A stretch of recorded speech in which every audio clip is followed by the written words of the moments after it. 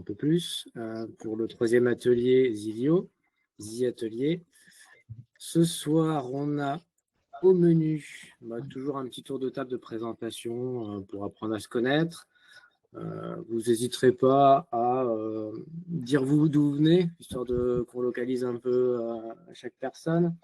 Ce qui serait intéressant, ce serait de nous dire un peu sur quelle application vous travaillez en ce moment, quel thème d'application. Et ensuite, les questions et les remarques des utilisateurs, c'est-à-dire les questions que vous pouvez avoir soit sur les dernières fonctionnalités qu'a sorti Didier, ou d'autres remarques, des besoins, des idées, tout ce qui vous passe par la tête, n'hésitez pas. Didier les notera et puis il pourra nous dire s'il pourra les développer ou pas. Voilà.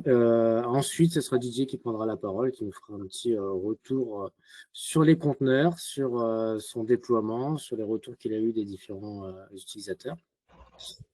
Et après, il va nous parler des pop-up. Alors, j'ai pas d'informations non plus là-dessus. Donc, c'est la petite surprise. C'est un dossier top secret. Hein. Et pour finir, la roadmap qui va suivre pour 2025, deuxième moitié de 2025 et 2026. Voilà. Donc, on va commencer par le tour de table. Alors, quelqu'un veut commencer ou je commence? Denis vient de nous rejoindre. Allez, je vais commencer.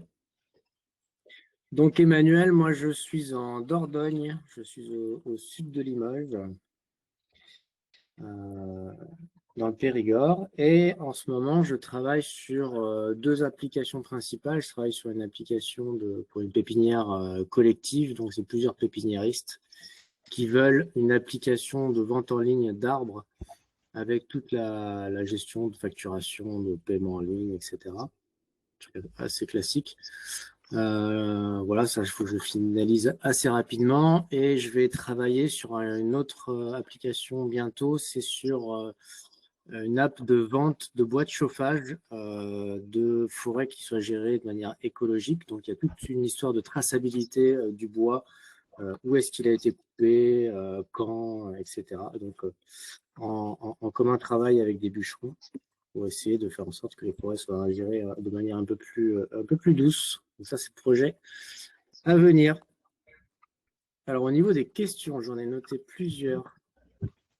Là, j'étais justement en train de travailler sur mes paniers. Et sur le panier, quand on affiche le panier, les produits, le nom du produit, ils ne sont pas personnalisables. C'est-à-dire qu'on se retrouve avec notre code, le code ID de notre produit, et ce n'est pas forcément bien identifiable pour les clients. Moi, j'ai un code à rallonge en plus, et les clients m'ont demandé est-ce que ça soit marqué le nom de l'espèce ou le nom de la variété. Mais d'après ce que j'ai vu, ce n'est pas personnalisable, ça, dans le panier. Il me semblait qu'on affichait le nom du produit dans le panier. Oui, mais tu peux pas. Je vais sous les yeux, mon écran s'est éteint. Tu peux écrire un titre à ton panier, mais tu ne peux pas personnaliser le nom de chaque article. Dire affiche-moi tel élément de ma base de données. Tu vois ce que je veux dire? Ok, ouais, je note et puis on va revenir dessus. Ouais.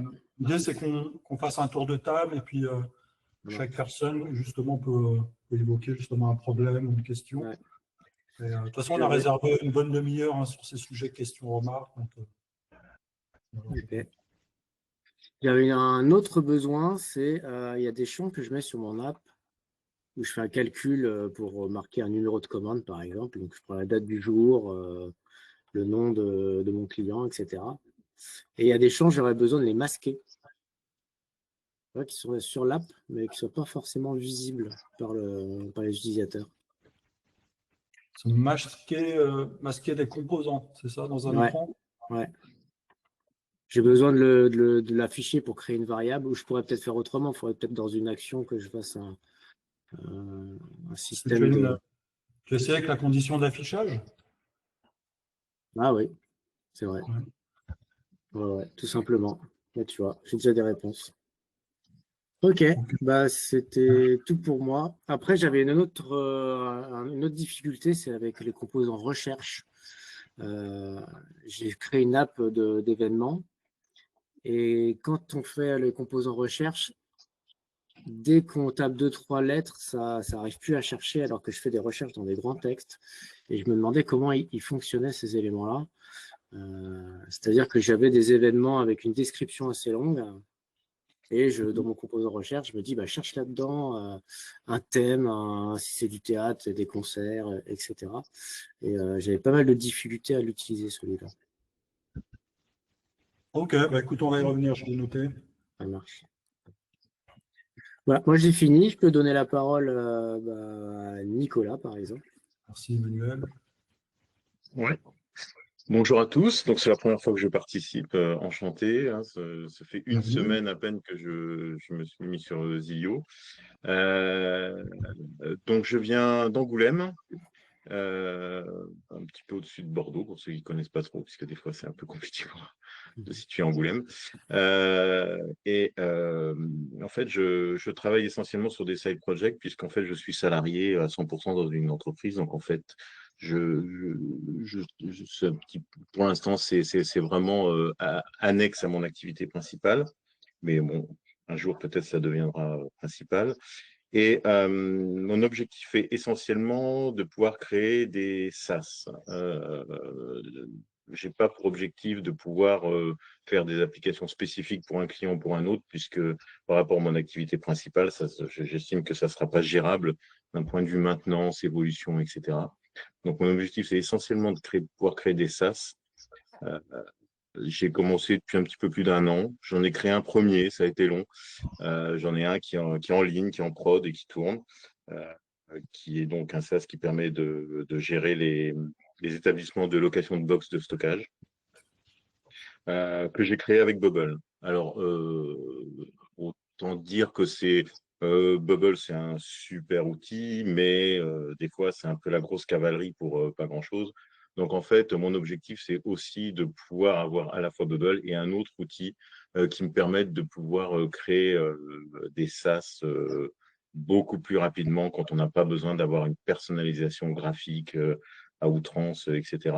Et c'est pour ça que depuis une semaine, je découvre Zilio et je dois dire que je suis très, très agréablement surpris à la fois par l'application et par l'implication et la réactivité de Didier. C'est vraiment quelque chose que j'apprécie énormément, quoi, de pouvoir échanger aussi rapidement avec le concepteur et pouvoir réfléchir à des évolutions, même si techniquement, ce n'est pas possible, mais au moins la démarche de le faire, je trouve ça vraiment fantastique, quoi. Merci Nicolas. Voilà, je t'en prie, il n'y a pas de problème. Donc, alors des questions, vu que ça fait une semaine que je suis sur Zilio, j'en aurai des tonnes. Parce que forcément, je suis dans une phase d'apprentissage et une phase de montée en compétences. Donc, je vous épargnerai, je pense, tout un ensemble de questions qui doivent être complètement triviales, mais je me les garde pour moi pour l'instant. Et peut-être que dans le prochain Atelier, j'aurai fait le ménage un petit peu dans toutes mes questions et l'essentiel sera là.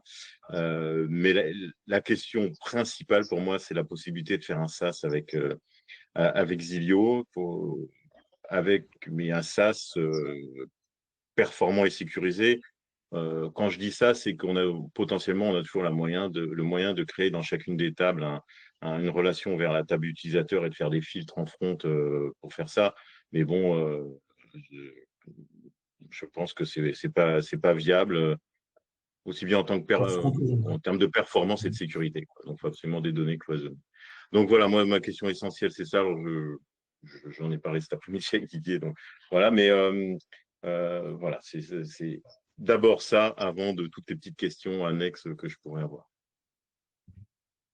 Ce qui est intéressant avec ton projet de SaaS, Nicolas, on en a discuté tout à l'heure, c'est que il nécessite en fait la création d'applications à la volée à partir d'un modèle qui serait modifié en fonction de ce que saisit l'utilisateur. En fait, ce qui est intéressant, c'est que ça rentre dans la vision vraiment initiale de Zilio, où on cherche à commodiser la création d'applications, un peu comme si tu crées un Google Sheet, tu crées un Google Doc, tu pourrais créer une app Zilio. Et en fait, ça répondrait à cette vision initiale où un claquement de doigts comme ça, via une API ou via un bouton, on créerait une application Zilio avec un contenu par défaut qui serait modifiable. C'est assez intéressant comme cas d'usage. C'est le premier à vraiment exprimer cette demande dans un vrai projet, donc on va y travailler. C'est avec plaisir. J'ai fait la demande à l'époque, mais tu m'as dit non, c'est pas grave, il faut dupliquer l'application. Tu sais, sur l'application de l'agence immobilière. Ouais, Donc, tu avais un peu la même version que tu disais à Nicolas au départ, j'ai vu dans les échanges, le côté duplication. Donc, c'est pour ça que ça m'intéresse aussi, ouais. cette Et réflexion. duplication automatisée, voilà, à la demande. Ouais. Mhm. Il y a la question des évolutions, c'est que l'application modèle, maître, enfin, je ne sais pas comment on peut l'appeler, on est appelé à la faire évoluer et il faut que les évolutions, à un moment donné, on se dise je veux les envoyer sur toutes les applications filles et je ne veux pas mettre le bazar dans les applications filles. Donc, bon, il y a effectivement, on a vu que ça tirait plein de sujets, quoi. Ouais, effectivement, là c'est pas un sujet qu'on avait anticipé. Il y a un peu de travail de conception. Mm. Mais après, je me dis, Zilio en lui-même est un SaaS. Donc, Mhm. c'est vrai que... Un SaaS à partir d'un SaaS. Ouais, voilà. Alors, c'est Nicolas, Ok. tu peux passer la parole à qui tu veux autour de toi. Bah, je vais prendre juste au-dessus de moi, là, sur les étiquettes, c'est Eric. Lequel? Ah, Eric Borbely. Désolé, alors ça va être moi. Donc, Eric, encore dans la région parisienne pendant 3 semaines avant d'éménager. Que dire? Oui, aujourd'hui, donc sur des projets Zilio, j'en ai 2. Un où j'accompagne un développeur no-code, justement, qui lui a son client. Donc, je suis un peu en off pour l'aider à répondre aux besoins de son client. C'est un LMS. Donc, pour tout le monde, le LMS, ça veut dire gestion de cours, gestion des professeurs, gestion des notes qui vont avec. Le Donc, Learning voilà, Management System. c'est ça. Mhm. Donc, voilà. Après, il y aura peut-être un peu de TMS, LMS, LCMS. Donc, on verra en fonction de jusqu'à où ils veulent aller, justement, dans cette gestion. Mais ça avance au compte-gouttes et j'ai plus, on va dire, une appétence je fais plus du coaching, on va dire, régulièrement pour faire avancer le projet de mon client qui est son propre client. Donc, c'est un nouveau type de prestation, mais bon, c'est une prestation quand même. Donc, on voit avec Didier comment ça marche, comment ça peut se faire. Et en plus, pour désengorger un peu aussi, possiblement, des demandes inhérentes vers Didier, régulières. Donc, ça, c'est la première chose. Et deuxièmement, un peu comme Nicolas, c'est un projet plutôt perso issu de demandes faites par des apprenants. Ça serait le fait de proposer, maintenant qu'on a les dashboards, justement, une solution un peu de dashboard personnalisé pour des gens qui sont office managers, ou qui ont plusieurs clients et qui ont besoin tous les mois de leur transmettre de l'information. Donc voilà, donc là je joue beaucoup avec ce côté dashboard ordinateur. Et ce qui fait que, comme on l'a vu avec Emmanuel, donc moi aujourd'hui, c'est pas j'ai plus de demandes parce que je sais que Didier il est sur plein de choses en même temps. Bah, si les automations un de ces jours, ça il le sait depuis un certain temps, mais bon. Mhm. J'attends ça avec impatience pour avoir des nouveaux triggers comme ça dans mes applications. Ça, c'est un fait. Je sais que ça viendra. Mais c'est plutôt les marges, les ascenseurs, tout ça qui vont avec la partie ordinateur parce que Les j'ai couleurs dans besoin. les listes. Oui, mais voilà un peu tout ça parce que j'ai besoin d'avoir un peu cette dernière marche pour être un peu plus serein sur la mise en prod client. Même si je m'amuse déjà beaucoup tout seul sur la partie ordinateur. Voilà. Voilà pour moi. Donc, le prochain Eric. Allez. Oui. Écoutez, moi je suis sur la région Occitanie, entre Cahors et Toulouse. Et donc je travaille dans une société de conseil, j'accompagne les PME sur tout ce qui est organisation industrielle, donc je travaille exclusivement dans l'industrie. Donc au-delà de l'organisation, qui fait quoi, etc., en lien avec la stratégie, enfin voilà, plein de sujets autour de tout ça. J'accompagne aussi sur la digitalisation, sur l'accompagnement de projets ERP, cahier des charges, etc. Et puis depuis 3 ans, on accompagne certains de nos clients sur du no-code, sur du développement no-code, des applications spécifiques métiers en lien avec l'écosystème. Et on s'est du coup associé à TimeTonic depuis 3 ans, Donc on est partenaire Gold Time Tonic. Et on a à peu près une quinzaine ou une vingtaine de projets depuis ce moment-là. Et en ce moment, on a 4-5 projets, dont certains plutôt importants, puisque l'objectif pour l'un d'entre eux est de remplacer complètement l'application de gestion, parce que trop éloigné des besoins métiers. Voilà. Et du coup, concernant Zilio, finalement, c'est une opportunité dans certains cas et récemment où l'application Time Tonic sur le côté mobile a ses limites. L'idée, c'était d'avoir quelque chose de relativement simple, mais pour autant de pouvoir le personnaliser, l'épurer. Et donc, on a travaillé avec Didier récemment sur une application de gestion de SAV, technicien SAV, et donc on a profité de cette opportunité-là aussi pour faire évoluer Zilio, et j'ai beaucoup apprécié la réactivité de Didier là-dessus. Et je pense que voilà, ça a permis aussi côté Zilio de pouvoir aussi amener du step, notamment sur la notion de vue filtrée, pour éviter d'avoir embarqué tout un jeu de données.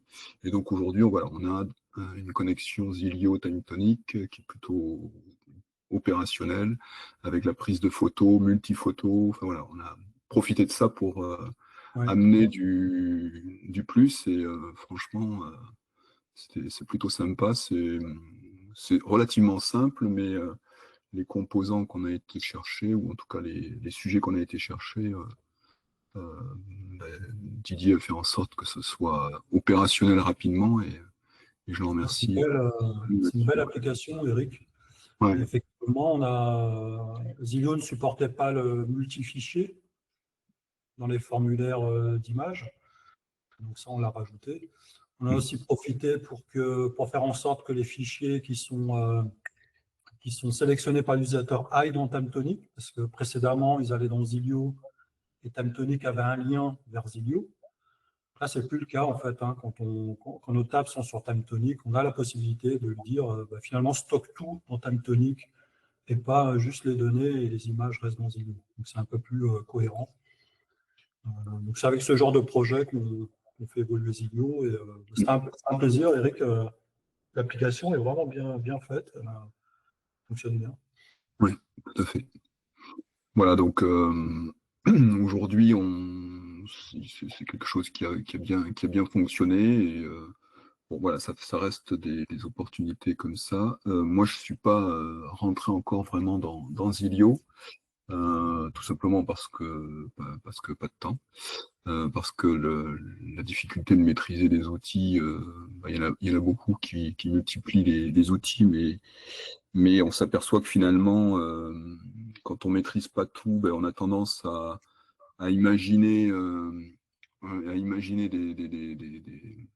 des structures qui font appel à tel ou tel outil, mais au final, on s'aperçoit que si on avait justement appréhendé un peu mieux les outils, on se recentre, quoi. Bon. Même réflexion quand on a un ERP, quand on a voilà, tout type d'outils. Donc nous, on a fait le choix justement de ne pas multiplier les outils et d'essayer de les maîtriser au maximum. Et sur Time Tonic, en tout cas, on fait partie de ceux qui maîtrisons le plus l'outil. Je ne les espère pas qu'un jour on arrive sur Zilio, mais voilà, on ne multipliera pas non plus 36 outils no code. Voilà. Merci Eric. Okay. Avec plaisir. Je te laisse passer la parole à moins que tu aies des remarques sur des non, outils. pour le moment, non, parce qu'effectivement, pas assez. Bon. Je te laisse passer la parole. Ouais. Bastien, par exemple. Bonsoir. Alors, c'est ma première fois aussi à Zilio, hein, dans le Z Atelier. Donc, Bastien, je travaille avec Guillaume.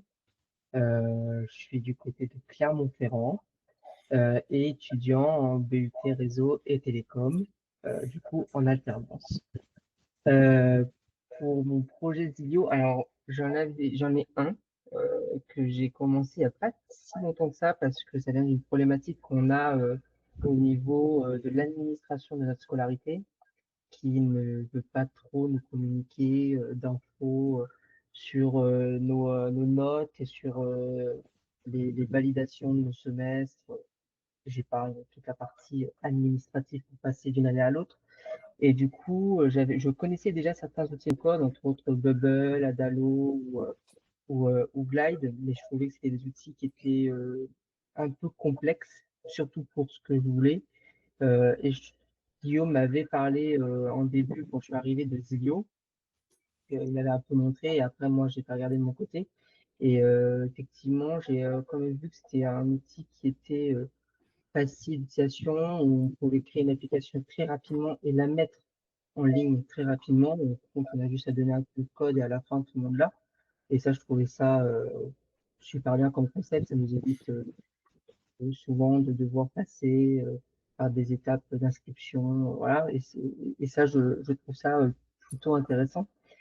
Et du coup, j'ai décidé de ces IO pour, avec d'autres étudiants, entre autres de ma formation, pour mettre en place une petite application pour rentrer nos notes.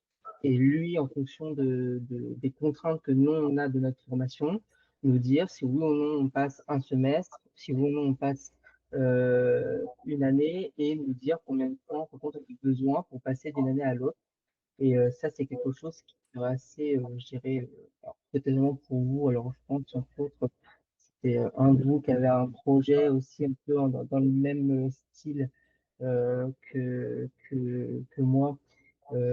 C'était LMS, je crois. Il y avait quelque chose comme ça. Ça peut paraître un peu abstrait, mais pour nous, ce sera un peu une révolution pour avoir un suivi de nos études et de comment on valide nos choses et qu'on ne soit pas dans l'aveugle. En termes de questions, alors j'en ai qu'une. Alors moi, je suis quelqu'un qui aime beaucoup du code. Ça fait pas si longtemps que ça que je m'intéresse au no-code. Alors entre autres, c'est grâce à Guillaume qui m'a vraiment initié un peu au no-code. Et je sais que la plupart des outils no-code ont un peu de mal avec le style. Alors moi, je suis quelqu'un qui veut toujours des applis propres. Euh, et je sais que Zilio, sur ce point-là, c'est quelque chose qui est un peu, alors, qui n'est pas, je trouve, assez évolué. Alors, après avoir rendu avec Guillet. Euh, Est-ce que potentiellement, dans ce qu'on peut avoir comme option de style, ça pourrait aller plus loin? Alors, je pense un peu à ce que fait Figma. Alors, je ne sais pas si vous connaissez un peu l'outil. Ou Figma pousse très loin le style. Alors après, même si on est dans un outil un peu de design, je dirais, mais qui t'accorde assez bien maintenant dans le no-code, euh, est-ce que potentiellement Zilio on peut aller plus loin dans les offres pour styliser, par exemple, je pense aux boutons, aux en-têtes, à la navigation, des choses comme ça. Oui, c'est une bonne question. J'aimerais bien. Ce serait vraiment intéressant que les composants aient davantage de propriétés. Par exemple, quand j'ai travaillé sur les containers, je me suis inspiré de dashboards. J'étais chercher des dashboards sur Dribble, par exemple. Et il y avait des dashboards magnifiques avec des dégradés, des styles vraiment avec des bordures bien fichues, des bordures, des ombres. Et je me suis dit, là, il faut absolument faire évoluer Zilio pour tous les composants et ses propriétés. Mais oui, c'est un bon sujet. C'est pas priorisé en tant que tel, mais effectivement, il faudrait à un moment donné se poser et se poser par rapport à ces composants qui existent, qui sont assez consistants. Hein. Et, en fait, ils sont développés d'une certaine façon où en fait, il y a un composant parent, puis il y a un héritage de composants. Donc, ils sont le plus possible consistants, en tout cas. Mais en fait, il faudrait faire une étude d'ensemble. Ce n'est pas juste composant par composant, mais revisiter les possibilités en termes de style. Pourquoi pas ouvrir à la palette de style CSS, parce qu'en fait, ça appuie sur les technos web. Je ne voudrais pas donner une vision trop technique non plus, donc à voir aussi. Il ne faudra pas effrayer les développeurs, enfin les makers qui n'auraient pas de connaissances techniques, peut-être avec des fonctionnalités un peu plus avancées. Voilà, ça à creuser. En tout cas, si tu as des idées, si jamais voilà, tu me dis, voilà, si tu prends un composant d'exemple, il te dit, ouais, moi, je verrais bien pouvoir le customiser à ce point en donnant des exemples que tu trouverais sur Figma ou autres outils. Je suis vraiment preneur et j'ajouterai une tâche dans le backlog voilà, pour traquer toutes ces infos précieuses pour pouvoir les reprendre plus tard. Très, très bon sujet, ouais. Je suis un peu frustré hein, moi-même, hein, des fois qu'on travaille sur des apps. Et pas récemment, mais même l'année dernière, j'ai travaillé sur des apps pour des clients et je me dis, attends, il n'y a pas ce style de dispo et je l'ai rajouté tout de suite. Je me suis rajouté des styles parce que j'étais frustré. Et ouais, c'est un vrai sujet. Il faut adresser. Une petite question justement dans ce cadre-là. Est-ce que l'idée derrière quand même, c'est de pouvoir disposer effectivement peut-être d'un peu plus de style, mais tout en gardant la philosophie d'aller rapidement dans le dev, enfin dans le développement d'applications, restant dans la philosophie du no-code aussi, c'est de finalement définir pour l'ensemble de l'application une même charte graphique, quitte effectivement à la pousser un peu plus, mais que quelque part, quand on change un composant, c'est de façon globale, que ça reste, voilà, qu'on tombe pas dans le travers de vouloir être trop dans le design, parce que dans ce cas-là, il y a d'autres outils qui le font, quoi. Ouais, je suis d'accord, Eric. C'est pour ça que je parlais de démarche globale. Oui. En fait, tous les composants sont consistants et s'appuient sur le thème. Il y a un thème d'application. Et en fait, en changeant de thème, on change toutes les couleurs de tous les composants d'un coup. Ils s'adaptent tous, ils sont tous faits pour s'adapter au thème. Et ça, il ne faut pas dévier de ça. Ça, je suis complètement d'accord. Il ne faut pas que les fonctionnalités avancées rognent sur la vision initiale du code. Très bien, merci Bastien. Tu peux passer la parole à qui tu as envie. Là, je vais passer la parole à Guillaume. Évidemment. Bah oui, on va venir. On en parlera au bureau demain, Bastien. En plus, tu mets Didier en difficulté, donc on en reparlera 2 fois au bureau demain. Donc moi, c'est Guillaume. Je suis informaticien de profession. Je travaille dans un centre de formation qui forme des jeunes à rentrer dans les métiers du social, comme par exemple des assistants sociaux, un assistant social, des éducateurs spécialisés, etc. Et alors donc ça c'est mon activité principale. D'ailleurs, Bastien est mon alternant dans cette structure. Et je profite aussi d'utiliser, j'essaie du moins d'utiliser Zilio lorsque je dois faire des cours sur les pratiques de numérique à mes apprenants. J'essaie de les initier un petit peu au no-code pour qu'ils aient un petit peu les clés en main pour pouvoir se débrouiller tout seuls, sachant que, j'insiste sur ce point, on est dans dans un cœur de métier où le public est très très particulier dans le social et où la fracture numérique est absolument énorme. Donc, on est fait face à des gens qui sont pas du tout informatiques, ne serait-ce que même surfer sur Internet, c'est limite difficile. Donc, les faire travailler sur Zilio, c'est extraordinaire. Quand on arrive à faire quelque chose, c'est vraiment bien. Et c'est en ça que Zilio est intéressant. Après, d'un point de vue purement Zilio, moi, je n'ai pas vraiment de side project. En fait, je suis quelqu'un qui picore Zilio, hein. Je suis Didier maintenant depuis quelques temps. Je suis l'auteur des petites vidéos e-astuces. Alors, en toute transparence, je devrais en faire plus, mais pour des raisons personnelles en ce moment qui sont assez denses ces derniers mois, je suis un peu moins actif, mais je suis toujours là. Et Didier sait, de toute façon, hein. Et voilà, donc moi, j'ai toujours un labo d'ouvert sur Zilio, c'est-à-dire que j'ai une application que j'appelle Labo et je fais plein de tests. Et moi, aujourd'hui, j'avais envie de parler d'un truc dont je ne t'ai pas parlé, Didier, parce que je voulais te laisser la surprise pour ce soir. Sinon, c'est pas marrant. Merci. On en reparle demain aussi. Alors après, peut-être que je vais dire une grosse connerie, hein. Attention. Ah oui. Mais j'ai vu... C'est un double tranchant.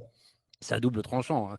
Donc moi, ce que je fais, c'est que je fais toujours des petits tests un petit peu sur plein de choses. Et il y a quelque chose qui j'ai vu d'intéressant sur Zilio, et notamment avec cette partie maintenant desktop que tu as mis en avant. Je me suis mis dans l'idée de faire un test intéressant, et un test que j'ai fait sur un AGL très récemment. J'ai l'habitude de travailler sur un énorme ERP à mon boulot, et à côté, je picore un AGL aussi. Je fais pas mal de choses. Et je me suis dit, maintenant que Zilio est en train de mordre un petit peu sur le desktop, je voulais tester des petites choses. J'ai vu par exemple une fonctionnalité intéressante, je ne sais pas si vous l'avez vu, par exemple une fonctionnalité qui est assez intéressante sur Zilio, c'est sur le composant texte, donc l'entrée de texte, hein, je ne parle pas du label, je parle vraiment de la saisie, où on peut demander à l'application de se mettre à jour soit en défocus, c'est-à-dire quand on sort du champ, ou soit lorsqu'on rentre une valeur. Et j'avais envie je me suis dit, il serait bien, pourquoi pas, puisque jusqu'à présent, Zilio permet de faire des listes, notamment à partir de tables. Il pourrait être intéressant de pouvoir faire ce qu'on appelle des listes dynamiques, c'est-à-dire qu'on puisse créer nos propres listes en quelque sorte, mais pas à partir d'une table, à partir de données qu'on aurait agrégées. Et pour illustrer ce propos, je vais donner un exemple très simple que moi j'ai créé sur le petit AGL, enfin le petit AGL, plutôt un AGL, c'est jamais petit, mais peu importe. Sur l'AGL, je me suis dit, tiens, ça serait marrant qu'on puisse faire ça sur Zilio. Vous prenez par exemple une application d'inventaire, vous prenez les codes barres. Alors, une douchette à code barre, c'est tout con, hein, comment ça marche. C'est vous scannez et ça vous sort du texte. Ce texte, il est interprété et ça vous donne le code barre. Il y a une application d'ailleurs sur Android qui fait ça très bien, qui est Barcode to PC. Hein, pour ceux qui n'ont pas de douchette, vous pouvez utiliser votre smartphone comme un scanner de code barre et ça vous envoie directement la valeur du code barre sur une application, sur votre machine.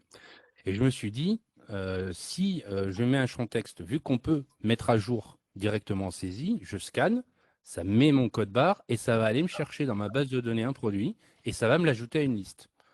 Une sorte de panier, entre guillemets, mais un peu pour faire un inventaire. Et je me suis dit, il serait intéressant du coup de pouvoir faire des listes dynamiques comme ça. On pourrait imaginer une liste qui ne vienne pas d'une table et de cette liste ensuite, je peux, pourquoi pas, après nourrir la base de données d'une certaine manière avec des données agrégées, des données calculées, mais que j'aurais fait auparavant, sans forcément passer par la case table, j'ai envie de dire, par la case base de données. Donc ça, c'est quelque chose que j'ai voulu tester sur Zilio parce que quand j'ai vu, quand je me suis amusé un peu, des fois je m'amuse avec n'importe quoi hein, sur Zilio. Il faut savoir, le champ texte, ça peut paraître bénin et simple comme composant, mais quand on regarde un peu plus près les propriétés, on peut trouver des choses intéressantes. Et quand on essaie de mettre tout ça ensemble, c'est là qu'on arrive après à se dire, bah tiens, voilà. Et sans m'amusant avec ce champ-là, je me suis dit, tiens, c'est chouette de pouvoir faire une mise à jour en direct, mais ça sera encore plus chouette de pouvoir faire des actions en fait en fonction d'une entrée et de pouvoir, pourquoi pas, faire une table, une sorte de table dynamique. Voilà. Alors j'ai donné l'exemple du code barre parce que c'est un exemple qui parle, mais ça pourrait être plein d'autres choses. Tu as pas mal de composants sur Zilio où on ne peut pas finalement faire une action un peu comme sur un bouton. J'ai envie de dérouler une action, par exemple. Je ne sais pas, moi, j'ai pris l'exemple du composant texte, mais ça pourrait être n'importe quel composant. Par exemple, si j'ai un composant qui se met à jour, j'aimerais que dans mon workflow, ça déclenche une autre action. Alors, je sais qu'on peut le faire avec des boutons, etc., mais ce serait peut-être bien de pouvoir élargir un petit peu cette possibilité de workflow, en fait, d'action, sur des composants qui, à la base, ne sont pas prévus pour ça. Je pense notamment au champ texte, qui est là pour nourrir une base de données quand on appuie Ouais. sur un bouton, mais qui pourrait être utilisé pour d'autres choses. Voilà, donc c'était ma petite contribution du soir concernant l'idée globale que je voulais donner.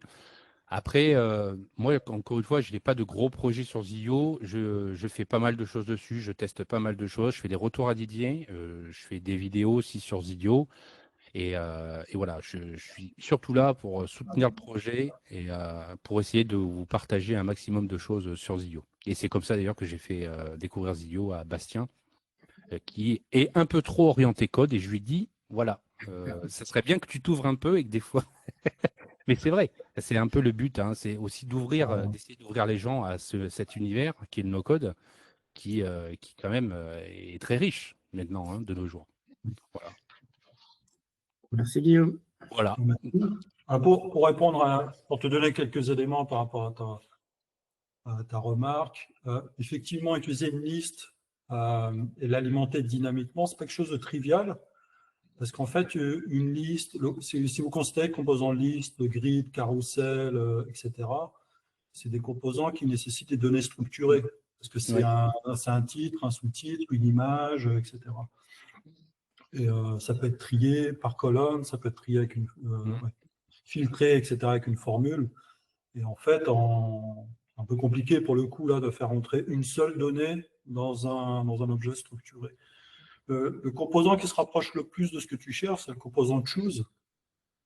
Et effectivement, ou chou, je ne sais pas comment il s'appelle en français, je ne sais plus. Mais en fait, voilà, ce composant, on l'alimente avec une chaîne de caractères séparée par des virgules. Et donc ça, tu peux le construire à la volée, Ouais. à la demande. Et ce composant affiche une liste d'éléments que tu peux sélectionner, soit sélection simple, soit multiple. Et ouais, mais si j'ai deux données.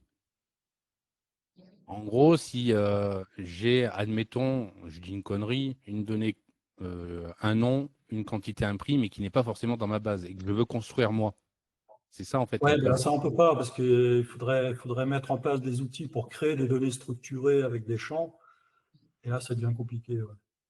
C'était une occasion, ou alors ramener une donnée de la base et l'afficher comme je le veux en fonction de. Je reprends l'exemple du code barre, tu vois.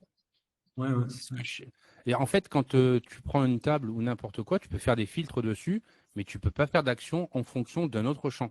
Je ne sais pas si je suis clair dans mon explication. Comme je t'ai donné l'exemple, si je prends mon champ texte, je tape 1, 2, 3, 4, 5, 7, 8, 9, je fais entrer. Là, entrer, ça pourrait entrer ou sans cliquer sur un bouton, par exemple, ça pourrait être aussi perdre le focus. C'est pour ça que j'ai vu ton truc mettre à jour. On pourrait enchaîner des actions là-dessus et dire, bah, par exemple, sur cette table, sors-moi les produits qui ont, par exemple, ce code barre-là avec un prix et on pourrait laisser la possibilité d'ajouter une quantité. Tu vois, dans le. Ouais, Un je peu. vois, ouais, Je sais sans, pas sans cliquer sur un bouton, ouais, effectivement. C'est On ça, pourrait- et de déclencher des actions. Voilà, on pourrait imaginer une table finalement que j'alimente, comme tu le dis, qui existe déjà. Hein. Là, je vois que tu as aussi le composant table, mais une table que j'alimente par base de données, mais en fonction d'une requête en fait, que je vais définir en fonction d'une action. Je ne sais pas si tu vois. Ouais, je vois, ouais. Ouais. Ce serait un peu ça l'idée. Ok, j'ai noté. On pourrait rajouter plus d'actions. On en avait parlé à un moment donné. Je crois qu'on avait parlé pendant un The atelier. Sachez que j'ai pris toutes les remarques des 2 premiers ateliers et tout est dans le backlog. Ça en a rajouté un bon paquet. Certaines étaient tellement triviales que je les ai faites dans la foulée, d'autres sont un peu plus compliquées. Mais rien n'est perdu. Après, Et tu la vas dernière fois, on avait parlé de déclencher une action lorsqu'un écran s'affiche, par exemple. Pourquoi pas. Ouais. Et pourquoi pas la saisie d'un champ texte. Ouais. Didier va me fumer, ça y est. Bon, on passe au suivant. Ça va. Eh bien, Ouais. oui, eh ben, on va donner la parole à Denis. Oui, moi je me présente, je suis déjà venu plusieurs fois ici. Je suis complètement pas du tout dans le milieu informatique. Moi, je suis dans le milieu paramédical et je crée des applications pour moi, pour mon métier et simplement que je partage un petit peu avec mes collègues. Des fois ça marche, des fois ça marche pas. Et la dernière que j'ai créée là il y a quelques jours, c'est une application qui va rechercher des bibliographies sur Google Scholar en fonction de mots-clés que j'ai prédéfinis. Et grâce à Make, j'arrive à récupérer ces éléments. J'ai fait tout un système là. Et je les affiche sur la petite application en fonction des différents mots-clés et des différents signes. Et comme ça, on peut les visualiser et voir un petit peu comment ça se passe. Voilà, donc c'est une petite application assez simple, mais qui permet de faire quand même une veille un petit peu des dernières bibliographies qui m'intéressent dans le milieu paramédical. Voilà. Excellent. Excellent, Denis. J'en ai pas entendu parler. Hein. Donc apparemment, tu as été très Ah ouais, j'ai autonome. fait ça tout seul, ouais. Vraiment.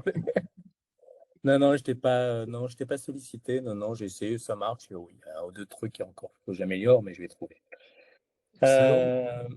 Sinon, justement, il y a une petite question là. J'ai le champ date qui jusqu'à maintenant était, j'arrivais à le prédéfinir et tout. Maintenant, lorsqu'il se met dans mes applications, il n'est plus prédéfini.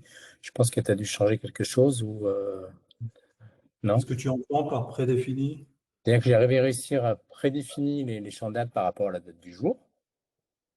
Et ça marchait très bien. Et puis, depuis quelques jours, ça ne fonctionne plus. Je suis obligé de enregistrer la date, bien que je n'ai pas changé du tout dans mon système. Donc, je veux savoir si tu avais... Ouais, je voulais savoir si tu avais... Quand il s'affiche dans ton écran, il est censé afficher la date du jour. Voilà. C'est plus le cas. Voilà. D'accord. Et dans le champ, dans la propriété par Il y a défaut, tout- enfin, valeur il y a par tout- défaut, il a la il y date a du toujours jour. marqué la date du jour normalement. Ok. Bon, écoute, je note. Et autre chose, c'est la compatibilité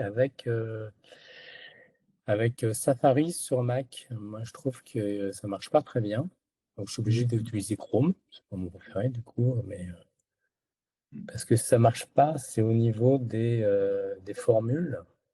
Quand on veut dérouler les formules, Safari bloque, ou j'arrive plus à dérouler les formules complètement. Lorsqu'il y a différents champs, lorsqu'il y a des trucs, donc je suis obligé d'utiliser Chrome qui permet de dérouler. Alors, je sais pas si ça vient de ton appli ou la compatibilité avec Mac ou autre. Voilà. Ouais, on nous a remonté quelques problèmes sur Mac, notamment Ouais. le copier-coller qui ne fonctionne pas. Il faut utiliser la touche Ah, le contrôle. copier-coller fonctionne, mais c'est pas c'est pas la bonne commande. Ouais. C'est pas commande C, il faut faire CTRL C. Ouais. Sur On Mac. a essayé de le débugger avec Eric, mais on n'a pas réussi à trouver. Il ne veut pas lâcher Didier là-dessus. Je dis que c'est super important. Mais Surtout il marche, mais moi c'est aussi, vrai je vais m'y qu'il mettre, marche. du coup. Ouais. Mais bon, faut pas oublier que c'est contrôle. On a l'impression de revenir un peu en PC. Donc, formule sur Mac. Donc, il va falloir que je me procure un Mac. J'aime pas les environnements Apple, c'est trop fermé. Regardez, cet après-midi, on a discuté du champ date. Safari ne supporte pas Minimax. Ouais. C'est incroyable quand même, en 2025. Et encore, Zio a fait des progrès là-dessus. Hein, parce que Zio a fait des progrès là-dessus parce qu'au tout début, moi, quand j'utilisais, il marchait que sur Chrome. Et là, ça fait quelques temps que je l'essaye sur Chrome, Edge, sur Firefox. Et ça marche très bien. Après, c'est vrai que du coup, maintenant que vous le dites, j'ai un MacBook depuis pas longtemps. Je vais le tester sur Safari. Je vais embêter Didier aussi, je pense. Comme ça, on s'y mettra à plusieurs. Il n'y a pas de Vas-y, raison. Guillaume. Merci, Denis. Bah, On de parle rien. de copier-coller. Je ne sais pas qui n'est pas passé encore. Ludovic, peut-être, non? Je sais pas Ouais, si. justement, je voulais en profiter. Tu parlais de copier-coller. Moi, j'ai des petits, je le trouve capricieux sur non, sur Chrome. Je suis sur Chrome, sur Windows 11. Il n'est pas toujours d'accord pour faire ce que je lui demande. Donc, des fois, ça affiche oui, le composant a été copié, et quand je sors le CTRL V, il ne le remet pas. Des fois, il faut juste que j'attende que justement le composant a été copié, que ça disparaisse. Une fois que ça disparaît, je fais CTRL V, ça colle. Des fois, pas du tout. Je referme l'éditeur d'action, je rouvre. Des fois, ça marche à ce moment-là. Bon, c'est un peu capricieux. Je ne sais pas si tu as besoin, si tu veux que je te montre. Ouais, je veux bien que tu essaies, parce que moi, j'utilise au quotidien. Ça Mais marche vraiment, bien. je me laisse. Ça marche. C'est pas mon C'est faux, mobile, pareil. c'est un truc spécial. Là, c'est vraiment Chrome sur Windows 11, donc c'est un peu. Ça fait un Ouais, peu pareil j'utilise chez moi. Chrome sur Windows 11. Attention aux adblockers, j'ai remarqué que parfois ça posait problème. Alors, il y a deux choses qui peuvent poser problème sur Zydio pour l'avoir testé, c'est les adblockers et notamment une autre, ça je vous le dis, c'est en tips, c'est la traduction automatique de site. Ça, c'est un truc. Alors, la traduction automatique de site, ça fait carrément planter l'appli. De toute façon, vous le verrez vite. Par contre, il m'arrivait avec des adblockers d'avoir effectivement des soucis de commande avec Zydio. C'est-à-dire genre le copier-coller, ce genre de choses. Donc, à voir. Je ne dis pas que c'est ça, mais je donne une piste possible. Je sais qu'aujourd'hui, on utilise beaucoup d'adblockers et parfois, sur des applis, ça peut poser pas mal de soucis. Ouais. Bonne idée, mais je viens de regarder, là, j'en ai pas, donc c'est pas ça. Vas-y, continue. Bon, j'aurais tenté. Hein. Oui, mais c'est une très bonne suggestion. J'y ai pas pensé. Vas-y, continue, Ludo. Sur quoi tu bosses en ce moment? Bah, toujours ton application de rencontre. Oui, donc voilà, application de rencontre. J'en ai une aussi pour une gestion d'événements, mais encore, enfin, ouais, toujours dans la même thématique. Donc, les personnes qui continuent de faire attention au Covid. Donc, c'est des événements avec mesure de réduction des risques. J'ai une application qui sert à, en gros, s'assurer que des proches qui seraient un peu fragiles, donc des personnes âgées, des personnes malades, s'assurer qu'elles vont bien sans avoir besoin de les harceler. Par un habile stratagème de notification, c'est-à-dire que la personne va recevoir une notification qui va lui demander est-ce que ça va? Oui, ça va. Et le jour où elle ne dit pas oui, ça va, à ce moment-là, ça va contacter les personnes, enfin ses contacts, quoi, pour leur dire bah, a priori, ça ne va pas, donc prenez des nouvelles, voyez ce qui ne va pas. Ça, c'est un truc que j'ai à cœur depuis un moment et je suis content d'avoir trouvé des solutions. En fait, j'attendais les automatisations et je pense avoir trouvé là des solutions pour m'en passer. Et donc, elles devraient être prêtes prochainement. Et c'est plutôt cool. Sinon, en termes de questions, je suis un peu contrarié parce que j'avais dans mon application de rencontre, j'utilise entre autres une barre de boutons.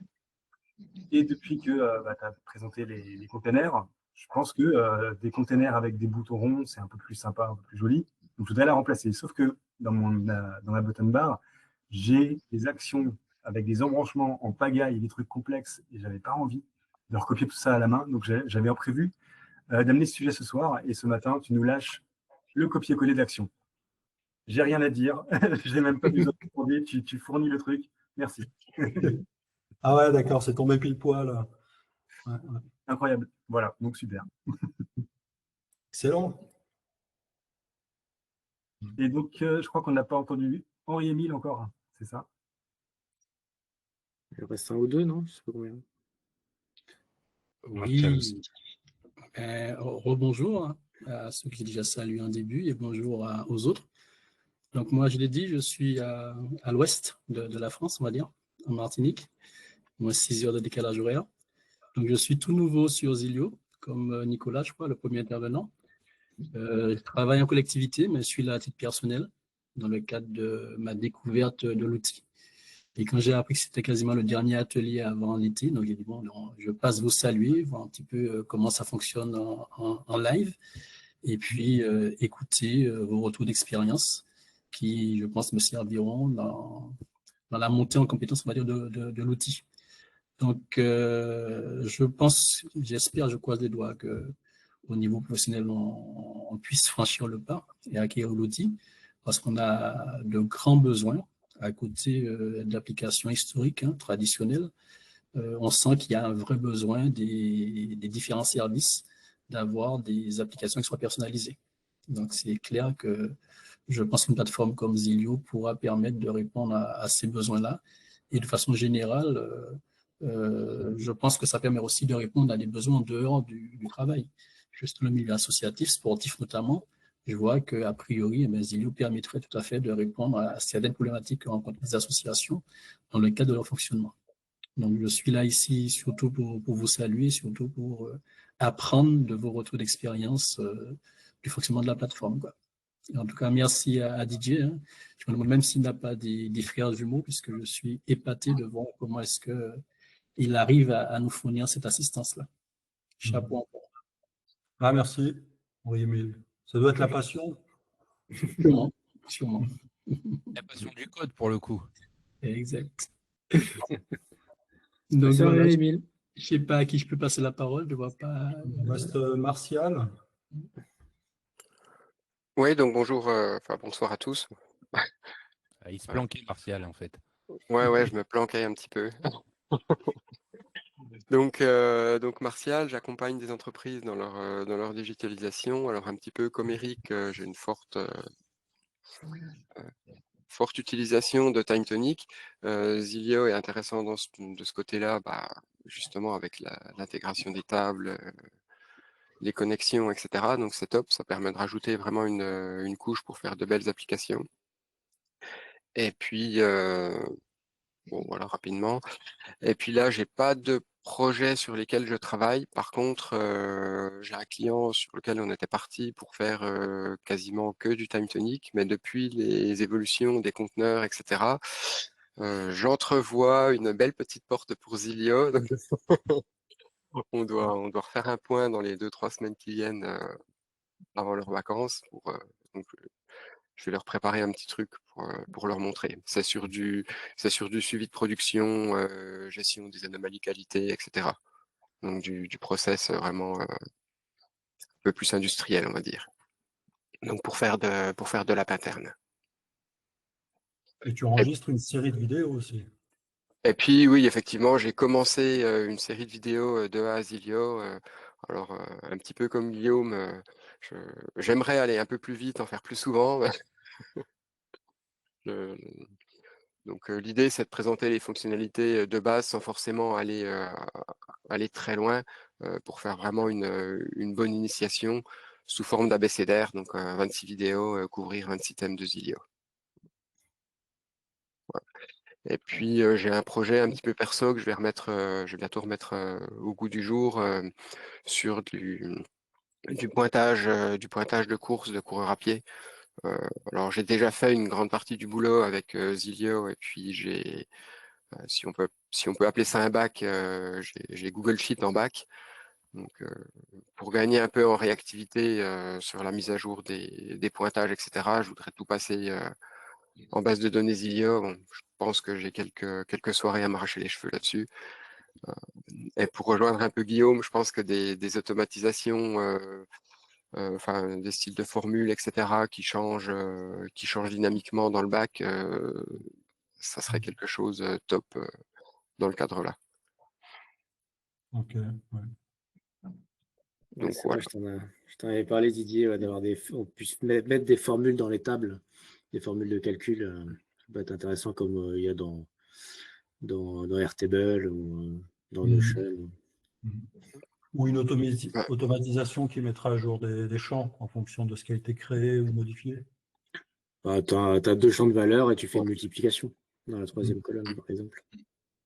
En fait, ouais, l'idée, c'est d'avoir alors que ce soit une automatisation ou une formule, mais que quand tu as un champ qui se modifie dans le bac, que ça serve de trigger pour quelque chose. Donc, soit un recalcul. Après, c'est toi qui as les mains dans le cambouis, puis qui sait, ce qui va le mieux pour Zilio en termes de perf et puis de maintenabilité. Ouais, bien sûr. Ok. Très bien, merci Martial. Je crois qu'on a fait le tour. Tout le monde s'est présenté.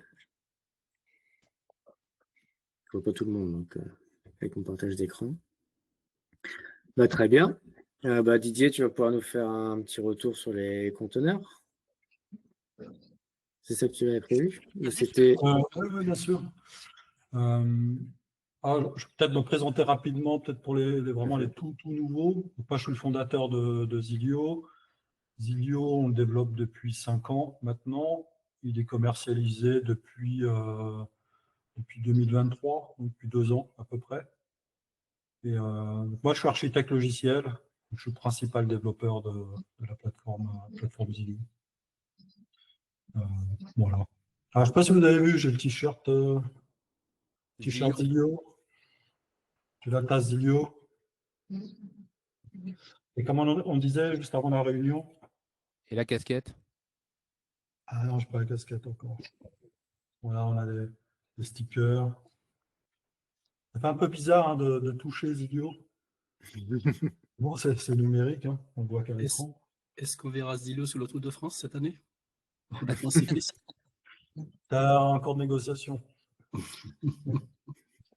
Il est fort probable qu'on soit présent là, à un salon à la rentrée en Ile-de-France où je serai speaker, donc je présenterai Zilio à une audience. Et puis, il y aura un stand Zilio avec voilà, des petits goodies à partager. Et puis, voilà, sachez que si on vous rencontre soit là-bas ou à quelconque autre événement, on vous donnera aussi des goodies. On partagera avec vous des goodies, des stylos, des stickers, des mugs, des t-shirts, etc. Ouais. Ok, alors si on parle un peu des containers, on a clairement sous-estimé en fait l'impact des containers. Si on avait su, on l'aurait fait bien avant. Et en fait, les containers ont ouvert plein de portes. Là, on a eu 4 clients là, ce mois-ci. Et ils nous ont tous parlé des containers. Donc on a un public software qui s'intéresse à Zilio, notamment parce que justement la principale fonctionnalité de software, c'est le desktop. Hein, c'est ce qu'on voit, la création de sites web, de boutiques à l'aide des outils qui sont vraiment adaptés au desktop. Et Zilio n'adressait pas ça du tout. Hein, c'était vraiment catastrophique. Hein, quand on essayait d'agrandir l'app mobile, c'était vraiment catastrophique. C'était pas fait pour, hein, ça n'avait pas été étudié, hein, c'était pas un bug ou quoi que ce soit. Mais effectivement, là, depuis qu'on a créé les containers, on le voit sur LinkedIn, la page est beaucoup plus visitée, j'ai beaucoup plus de retours. Donc ça marche beaucoup. Les containers, c'est une des étapes pour terminer le desktop. C'est l'une des dernières étapes qu'on a commencé en début d'année. Si vous vous souvenez, on a commencé le début d'année avec la migration de tous les composants en responsive, faire en sorte qu'ils s'agrandissent de manière acceptable et pas complètement buggés, tout simplement parce qu'ils n'étaient pas prévus pour être agrandis. Après, on a rajouté la possibilité, on a rajouté des composants, notamment le composant table, qui fonctionne très bien. On a vraiment des très bons retours par rapport à celui-ci. On ne l'a pas fait évoluer, il fonctionne. Il n'y a pas de gros gap, il n'y a pas de problème. On a également fait évoluer le studio, parce que pendant que vous créez des écrans, vous pouvez maintenant agrandir les fenêtres. Vous pouvez définir en mode tablette et desktop et se projeter directement dans les 3 modes. Et également simulateur a été évolué pour supporter les trois résolutions. Les containers, c'était vraiment clé pour le coup. Et on va encore continuer, c'est pas fini, pour supporter le mode desktop. Et pas que, en fait. Ça permet d'agrémenter aussi le mode mobile et le mode tablette. Parce que quand on a des containers, on peut aussi maintenant créer des formulaires sur 2 colonnes sur mobile. Alors sur 3 ou 4 colonnes, ça n'a pas de sens sur mobile, mais on a des besoins aussi d'afficher des formulaires ou des statistiques sur 2 colonnes sur mobile. Donc les conteneurs ont un sens aussi sur mobile. Donc là, ce qui va arriver prochainement pour finaliser le mode desktop, vous l'avez compris, ce n'est pas que desktop, ça permet d'agrémenter tous les modes. On va voir les pop-up, donc ça on va en parler dans quelques minutes. On va avoir la possibilité de définir ce qu'on veut afficher ou pas sur mobile, tablette et desktop. Donc, vous allez pouvoir créer un écran et dire, finalement, cette table, je l'affiche uniquement sur desktop, mais sur mobile, je vais plutôt afficher une liste, parce que c'est plus adapté, une liste verticale. Donc ça, plutôt que de tricher avec les conditions d'affichage et les formules pour savoir est-ce que vous êtes sur mobile ou sur tablette, etc., vous allez directement avoir les fonctionnalités intégrées dans l'outil. Donc, un simple clic, vous allez pouvoir indiquer ça, je veux le voir sur desktop, ça, je veux le voir sur tablette, ça, je veux le voir sur mobile, et inversement. Et dans le studio, vous allez le voir immédiatement. Oui, Eric? C'est juste pour savoir le mode tablette. Qu'est-ce qui définit le mode tablette? Parce que ça, j'ai pas vraiment compris. Je fais le mode desktop, le mode mobile, mais le mode tablette, je ne sais pas trop où est-ce qu'il intervient au milieu. C'est la taille de l'écran automatiquement? C'est la largeur standard. Défini par toi-même. C'est toi qui as défini que la tablette serait de telle taille, donc c'est un moment. Ok. Ouais, ça fait partie des règles de responsive design. Tu sais, tu as les notions de breakpoints. Et on a pris un standard qui a l'air. J'allais dire qu'il a l'air de fonctionner, mais j'ai un bug là. J'ai l'impression qu'une fois, j'étais sur mon iPad et ça, de mémoire, ça n'avait pas pris la tablette.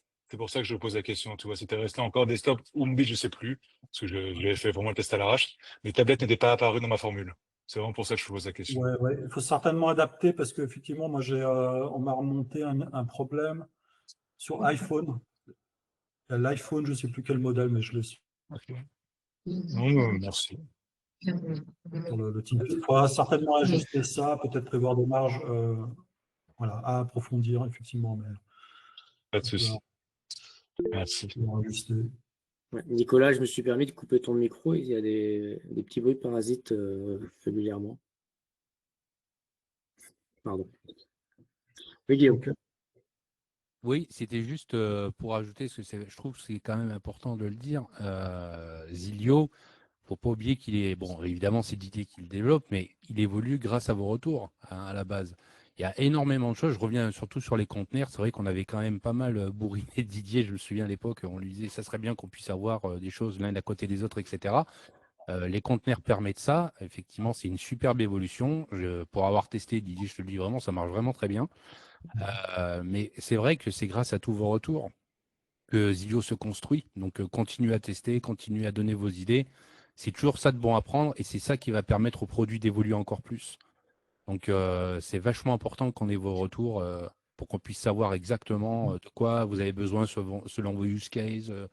Là, tout à l'heure, Bastien a parlé de Figma, à juste titre, c'était aussi une bonne idée qui a été avancée. Donc, c'est pour ça que tous ces retours-là, je pense, sont bons à prendre et c'est du pain béni pour Zio, hein, très clairement. Donc, ne pas hésiter aussi à commenter si vous voyez des choses dans les vidéos, que ce soit dans les astuces ou d'autres, des idées, Oui, on peut les mettre. bonne remarque, en effet.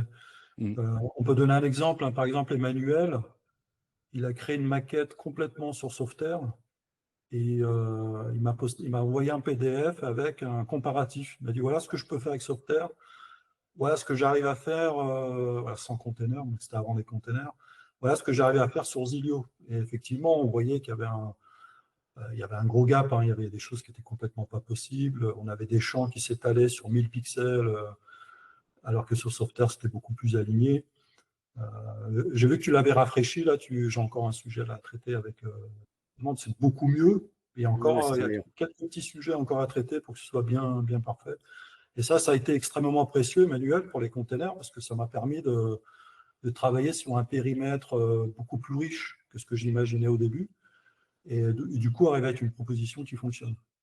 Emmanuel, si tu regardes. Excellent. J'en ferai d'autres des retours. Non, mais j'étais parti sur Sauveterre et j'ai vu les limites et j'ai vu les forfaits. Et c'est vrai que c'est là que j'ai posé ma question sur No Code France et que je suis tombé sur toi. Et là, on arrive quasiment à tout faire maintenant sur Zilio. Il y a toujours cette partie graphique où on a encore des petites choses à améliorer, surtout au niveau du composant post. Là, comme moi, je fais beaucoup de boutiques en ligne, le composant post peut encore être amélioré. Mais ça fait à peine 6 mois que j'utilise, c'est plus le même, hein, c'est plus le même logiciel. Ouais, excellent. Ouais. C'est vrai que côté tarif, Zilio n'a rien à envier à personne. Hein. Je le dis souvent et c'est vrai que je le dis à chaque atelier, mais c'est un truc quand même qu'il faut souligner parce que il est il est vraiment très, c'est un très bon concurrent quoi. D'un point de vue tarifaire, Zilio est quand même moins cher que la plupart des outils no-code du marché. Donc c'est quand même assez chouette. Tout à fait. Okay. Je vais partager mon écran du coup. Je ne sais pas si quelqu'un voulait parler. Est-ce que vous voyez mon écran? Oui. Voilà. Donc, on va faire un point sur les pop-up. On a une discussion sur le nom, en fait, le nom qu'on devrait employer. En fait, ce n'est pas évident de traduire en français. C'est une notion de boîte de dialogue. En fait, on devrait dire boîte de dialogue personnalisée. En fait, si on devrait le dire complètement, on devrait dire boîte de dialogue personnalisée. Et en fait, j'ai regardé avec ChatGPT aussi, j'ai demandé conseil. Et en fait, c'est pas évident de trouver un bon terme en français pour indiquer une boîte de dialogue qui s'afficherait par-dessus un écran. Mais en fait, j'en suis arrivé à la conclusion qu'on appellerait ça pop-up, que ce soit en français ou en anglais. J'ai été voir d'autres logiciels, ça fonctionne. Hein, ou une modale. Une modale. On pourrait appeler ça, non? Un peu technique. C'est un peu moins parlant. Ça a été proposé par ChatGPT, effectivement, modal. Mais, et la pop-up, finalement, c'est utilisé aussi dans le langage courant. On entend aussi parler de pop-up. Ça a une connotation négative, généralement, la pop-up. Pas dans ce cas. Ouais. Alors, c'est pas arrêté, hein, le développement n'est pas encore fait. Là, je vais vous montrer une démo aujourd'hui, c'est un prototype. Et voilà, si vous avez des idées, n'hésitez pas. Nicolas, tu viens de proposer modal, on va le mettre dans la liste. Puis n'hésitez pas si vous avez des idées, un nom court, vraiment très court, pas plusieurs mots, une boîte de dialogue, c'est vraiment trop long, malheureusement. Ou ça pourrait s'appeler dialogue, mais c'est pas vraiment parlant. Mais bon, je pourrais mettre un sondage hein, dans le Slack, donc chacun pourrait commenter. Pour l'instant, on est sur le mot pop-up. Okay. Et ce genre d'outil, c'est un peu comme quand on fait apparaître une notification ou un message avec les actions? Ce n'est pas vraiment une notification, hein, on est vraiment sur une boîte de dialogue. L'idée, c'est d'afficher de l'information et pourquoi pas interagir. Ouais. C'est surtout l'idée. La notification, c'est plus le toast, je crois. Tu l'as appelé. C'est ça, Didier hein? C'est une action notification, je crois. Et ça fait un toast. C'est bien comme ça qu'on l'appelle sur le designer. Hein. Non, il n'y a pas de toast dans le designer. Sur Android, ça s'appelle un toast, ce composant. Oui, c'est ça. Tu voulais intervenir, ouais, Bastien. Je sais que sur Figma, les pop-up, eux, ils les appellent overlay. Mm. Parce que je sais que Figma a un peu le même problème quand ils ont sorti le fait qu'on pouvait animer une pop-up. Et eux, ils l'ont pas appelé pop-up parce que justement, il y a eu, comme Guillaume l'a dit, un peu cette connotation négative. Et eux, ils l'ont appelé overlay. Et par contre, la communauté Figma l'a plutôt bien pris. Et ça a été plutôt bien animé. Et c'était assez compréhensible même pour des personnes qui ne connaissaient Ok. pas grand-chose à la plateforme, quoi. Après, il faut le traduire en français après. En fait, le problème, c'est surtout le français, parce que, tu vois, dialogue, on pourrait utiliser Dialogbox, tu vois, ça c'est suffisamment court, mais en français, ça passe pas. Donc, le C'est compliqué. problème, il est vraiment qu'en français. Donc, overlay, on pourrait le traduire superposé, par exemple. Je sais pas ce que tu as. Ouais, mais je vais noter, on va regarder. On va le traduire et voir ce que ça donne. Mais c'est une bonne idée, ouais. Finalement, on ne va pas traduire Zilio, ce sera plus simple. Et je note, hein, donc modal et overlay. Ok. Alors, point sur les pop-up. Alors, je vous fais tout de suite. Je vous fais une démo sur les pop-up. Donc, voici Zilio. Est-ce que vous voyez bien dans l'écran? Oui, ouais, c'est bon. Oui. Donc, c'est sur mon PC. Hein. Là, c'est une instance de Zilio sur mon PC. Et je vais cliquer sur ce projet pop-up. Voilà. Et donc là, ce que vous voyez des écrans et des pop-up. Donc j'ai ici un écran, si je clique sur étoile, alors ça n'a pas vraiment de sens, hein, mais c'est vraiment pour la démo. Ici, j'ai un bouton qui permet d'évaluer l'application. Donc on va aller afficher cette pop-up. Donc ajouter au panier, ça peut apparaître comme ça et tu valides. Exactement, ouais, exactement. Donc ici, en fait, c'est géré comme un écran. Et ça fonctionne comme un écran, hein. C'est-à-dire que je peux drag-dropper ce que je veux à l'intérieur, y mettre des boutons, des listes, y met vraiment ce qu'on souhaite. Hein. C'est un type d'écran, c'est ça? Ce sera un autre type d'écran. Pour l'instant, ça ne l'est pas, parce que dans ce proto, il n'y a pas. Mais ici, là, on va rajouter pop-up. D'ailleurs, les pop-up ont des règles un peu particulières, parce que les pop-up, il n'y a pas vraiment de sens de mettre, vous voyez, le header ici, la barre de navigation. Il y aura quand même des règles métiers implémentées, parce que les pop-ups sont des écrans quelque part, mais avec des règles particulières. Donc ça, il va falloir le contrôler dans l'outil. C'est pour ça que les pop-up auront leur place ici comme un élément distinct des écrans, même si dans leur utilisation, au final, ça s'y rapprochera, parce qu'on y drag and drop des composants. Hein. On peut la redimensionner, et on y drag and drop ce qu'on souhaite. D'ailleurs, ce prototype fonctionne avec des écrans. Hein. C'est un écran, en fait, hein, ce proto. Hein. C'est pas... La notion de pop-up n'existe pas encore dans l'outil. Et ici, j'ai triché et j'ai utilisé des écrans. Et l'idée ici, aujourd'hui, c'est de vous montrer un peu le principe, que la direction comprend, et du coup, n'hésitez pas à commenter. Donc, si ici, je clique sur évaluer, j'ai ma pop-up qui apparaît. Alors ici, elle n'est pas apparue comme je le voudrais. Elle est censée s'aligner.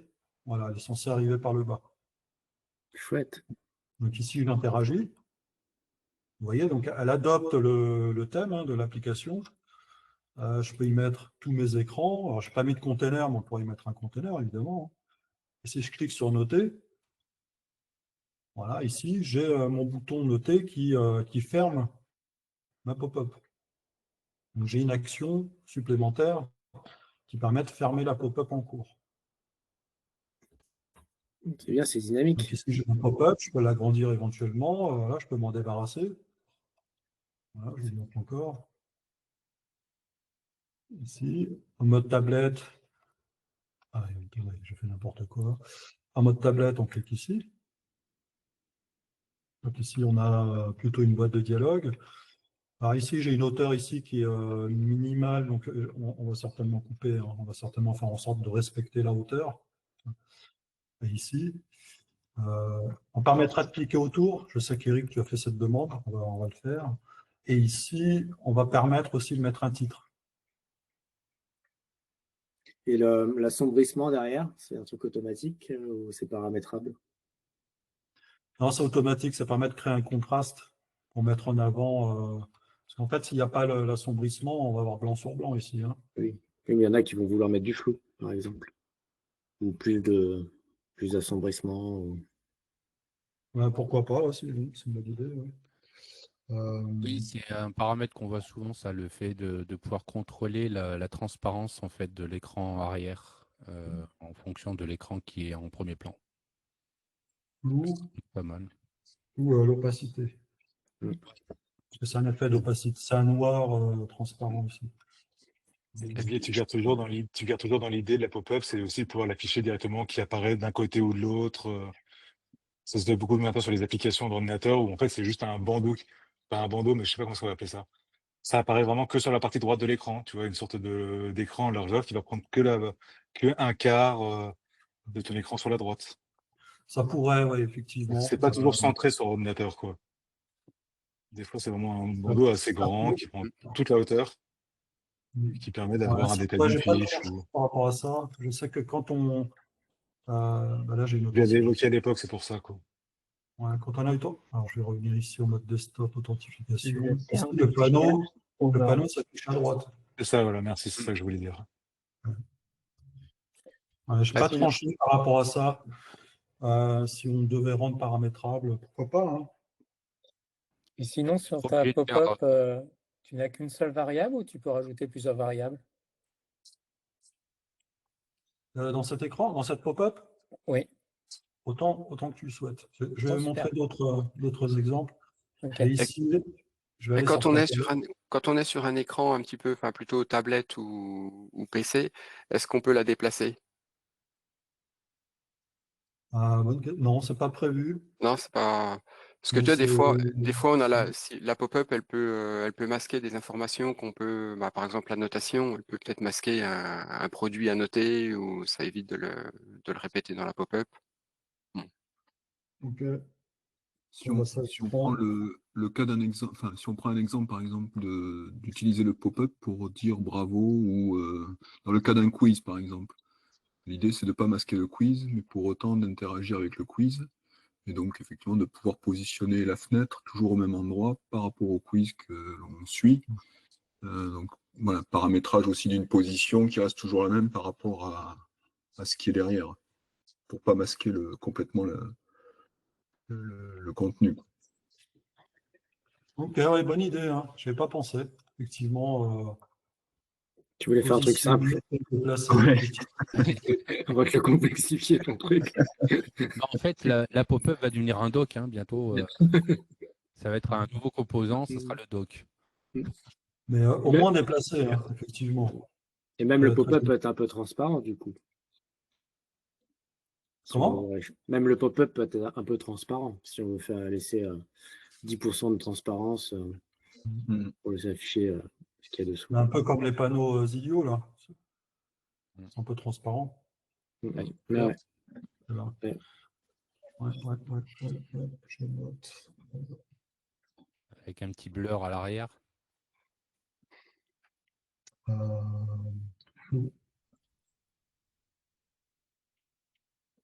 Ok, je prends tout ça, c'est très bien. Merci. Donc on regarde le deuxième use case. Ici, j'ai un catalogue de produits. On a ajouté le composant, le bouton flottant. Je clique. J'adore le bouton flottant. Voilà. Alors, j'ai pas l'animation, alors j'aime pas trop. Voilà, là on a l'animation. Donc ici, on reprend l'image du produit sélectionné, son nom. Et là, on a un composant de saisie cette fois-ci. Mais c'est un écran, hein. Je peux en mettre 3-4, il n'y a pas de contrainte. Hein. Et ici, je valide. Donc ici, j'ai un composant de saisie, et ici, j'ai un bouton qui valide. Il va dans un premier temps mettre à jour, donc il y a un update selected row, et puis il va fermer la pop-up. Et je crois afficher une notification. Donc je valide. Voilà. Ah non, même pas. Oui, il fait tout ce que je viens de dire, mais il va sur une deuxième pop-up. Oui, je ne vous ai pas montré, désolé. Ici, regardez l'enchaînement. Ce bouton affiche une pop-up, cette pop-up affiche une deuxième pop-up. Et ce bouton ferme la pop-up. Donc Didier, si tu veux une pop-up qui te laisse sur l'écran actuel une fois que tu valides, tu vas faire une boucle dans le flow en disant ça t'amène sur la pop-up et ça te ramène sur l'écran initial, si je comprends bien. Parce que des fois, tu vas pas d'un écran A, pop-up, écran B, c'est écran A, pop-up et tu restes quand même sur l'écran initial. Ouais. L'idée d'une D'accord, pop-up, c'est de rester sur un écran. On ne veut pas changer d'écran. Sauf avec une action. oui, je suis pas foncièrement d'accord avec ce que tu dis. Ah, ça m'intéresse. Si tu as des cas d'usage, ça m'intéresse. J'imagine Parce que tout à fait là, ta on part pop-up du là. principe que ça, c'est par-dessus un écran, ça vient compléter en fait l'écran existant. Didier, Vas-y, Denis. j'imagine Ouais. tout à fait ta pop-up avec un calendrier en fond, la pop-up qui s'ouvre avec la saisie du calendrier, la date, le nom, la date du rendez-vous, ça se referme, ça affiche directement sur le calendrier. Ce serait assez génial, je trouve. Ouais, ouais. Et l'autre cas que je vois, moi, pour mon application de pépinière, c'est je choisis d'acheter cet arbre-là, j'entre la quantité que je veux, je valide, et le pop-up suivant me demande si je veux aller au panier ou si je veux rester faire d'autres achats. Et donc, si je valide aller au panier, donc là, j'ai un changement d'écran avec une action go to screen. Ouais, ça permet d'aller sur d'autres écrans parce que c'est un mini-écran, mais et tout en gardant l'écran principal derrière, sans quitter vraiment l'écran de l'application. Et que sinon, souvent sur les applications, les gens ils se disent mais je suis où? J'étais là avant, je suis. Là, ça permet juste d'ouvrir, de refermer et de valider ou pas, de mettre une note, de mettre un truc. Et c'est très pratique, je trouve. Ouais, je pense que ça permet pas mal de Une choses. Dialbox, qu'est-ce que vous en pensez? Une Dialbox. Une Dialbox? Ouais, c'est un mi-chemin entre le français et l'anglais. Une Dialbox. C'est une box, un dialogue, un mix entre les deux. C'est un peu old school, ça. On disait ça il y a un certain temps de mémoire. J'ai vu ça, je sais plus dans quoi. C'était du VDA ou je sais plus où, mais ça me parle de loin. C'est pas français, Guillaume, box. Non, mais je trouve que ça passe bien. Moi. Si on devait choisir entre overlay et pop-up, qui est un peu bourrin à mon sens, enfin, je sais pas. De toute façon, tout ce qui est français, ça va être trop long. Forcément, ça sera trop long. Hein. On aime bien faire les choses longues en français, nous. Alors... Ouais, j'ai galéré avec les traductions. Hein. Les traductions de l'outil en français, c'est tellement verbeux. Ouais, c'est ça. Alors, je vous montre. On aime bien parler. Je vous montre un troisième cas. Alors, on va aller ici. Donc ici, j'ai une grid. Je sélectionne un élément et j'affiche son détail. Vous voyez, c'est sympa. Hein. Donc ici, on peut afficher vraiment le détail. Voilà, si je prends celui-là, j'allais poser la question, est-ce que les pop-ups sont scrollables? Et pouf, tu scrolles. Donc, merci encore de répondre à mes questions. Là, si je clique sur plus, voyez, ça va s'agrandir et on peut scroller. Voilà, c'est super dynamique. Hein. Ouais. Sympa, hein, le résultat est vraiment sympa. Ouais. Ça rend très vivant. Tu crois qu'on pourrait personnaliser les animations comme on veut pour l'apparition de la pop-up et la disparition? C'était ma question. Ouais. Ouais. Bah, en fait, il y a cet onglet transition ici permet de définir les transitions, mais à l'instar de Figma et de Adobe XD, le but c'était de pouvoir aussi définir des effets de transition. Donc ça, j'aimerais bien travailler un jour. Il y a un item dans le backlog où vous pourriez dire je vais de tel écran à tel écran, mais avec un effet de transition. C'est ça. Un fondu, l'écran vient de la gauche, il vient de la droite, et les pop-ups, ce sera la même chose. Ouais, ça rendrait un peu plus. Je sais que moi, cette fenêtre-là, je m'en sers de moins en moins, la navigation, parce que je préfère mettre des go-to-screen dans mes actions. Et C'est vrai que si toi, dans ça, tu permets d'ajouter des options dans cette fenêtre de navigation, donc les transitions, etc., donc ça sera beaucoup plus visuel et utile. Après, pourquoi pas mettre des effets aussi dans GoTo? Oui, oui, après c'est une habitude où chacun travaille un peu comme ils veulent, mais c'est vrai que je m'en sers pas beaucoup. Enfin, c'est soit tu fais l'un, soit tu fais l'autre, parce que si tu fais un go-to-screen plus quelque chose qui est relié, ça marche plus. Donc je préfère utiliser, comme je crée des actions avec des filtres et des conditions, bah, je préfère tout faire en action, quoi. Alors moi, ma technique, c'est d'utiliser les transitions quand on avance. Ça représente en fait comment on dit ça, le journey, le consumer journey. Donc ici, on voit ici la fonctionnalité se dérouler écran par écran.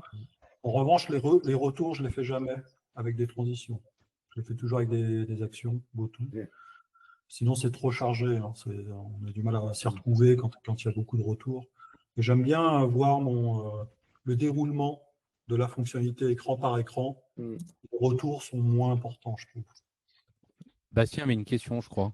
Je veux faire plutôt une remarque. Alors, il y avait l'histoire où il y avait des animations et il y avait aussi l'histoire des navigations qu'on a parlé. Une animation, ça permet à l'utilisateur de se retrouver dans la navigation.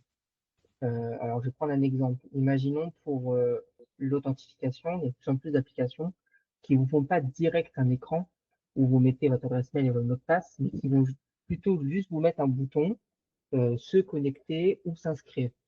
Vous allez cliquer sur ce bouton et là, vous allez avoir un pop-up qui va venir popper d'en bas. Et ça, c'est ce qu'on appelle une action bloquante. Donc là, l'utilisateur, quand il arrive, il est obligé de rentrer une info. Ou soit il redescend pour avoir à nouveau le choix. Et après, c'est là où la force des animations, c'est, imaginons, on se connecte, la page l'écran va venir de la droite et ça va permettre de dire, là, tu es sur un niveau de profondeur. Et après, ainsi de suite, 2 niveaux, 3 niveaux, il peut remonter comme ça la chaîne. Et du coup, on ne perd pas l'utilisateur du coup dans les pages. Par exemple, on parlait quand on fait des achats, des choses comme ça. Donc, je pense que les animations, c'est quelque chose qui est plutôt important pour éviter de perdre l'utilisateur dans toute la hiérarchie d'écran qui peut exister pour une application. C'est pertinent.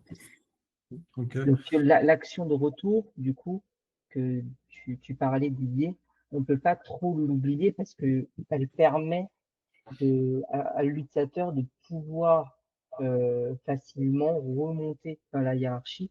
Et après, si on parle au niveau plus de l'interface vidéo, pour retrouver, pour éviter d'alourdir vraiment l'interface, alors là, ça aussi, c'est quelque chose que fait Figma, hein, on passe au hasard, mais on pourrait imaginer, alors si j'ai pas j'aimais bien l'exemple qu'il y avait sur le partage de Zilio, si Didier pouvait la remettre, s'il vous plaît. Oui, bien sûr. Voilà, là, par exemple, on a, imaginons, on prend donc l'écran connexion, donc on a une transition vers catalogue. Bah, imaginons l'action de retour, on ne crée pas une nouvelle ligne pour dire de catalogue à connexion, même si c'est pas pertinent de faire ça du coup, mais plutôt, donc là, on prend toujours la même ligne, mais on crée une flèche sur le bout de connexion. Donc comme ça, on indique même au niveau du développeur, l'action est dans les deux sens, sans venir alourdir la page transition. Par contre. Tu veux dire ajouter une flèche à la ligne existante? Ouais, si là tu vois ta connexion catalogue, voilà, juste ici, ouais, là où il y a la flèche. Ouais.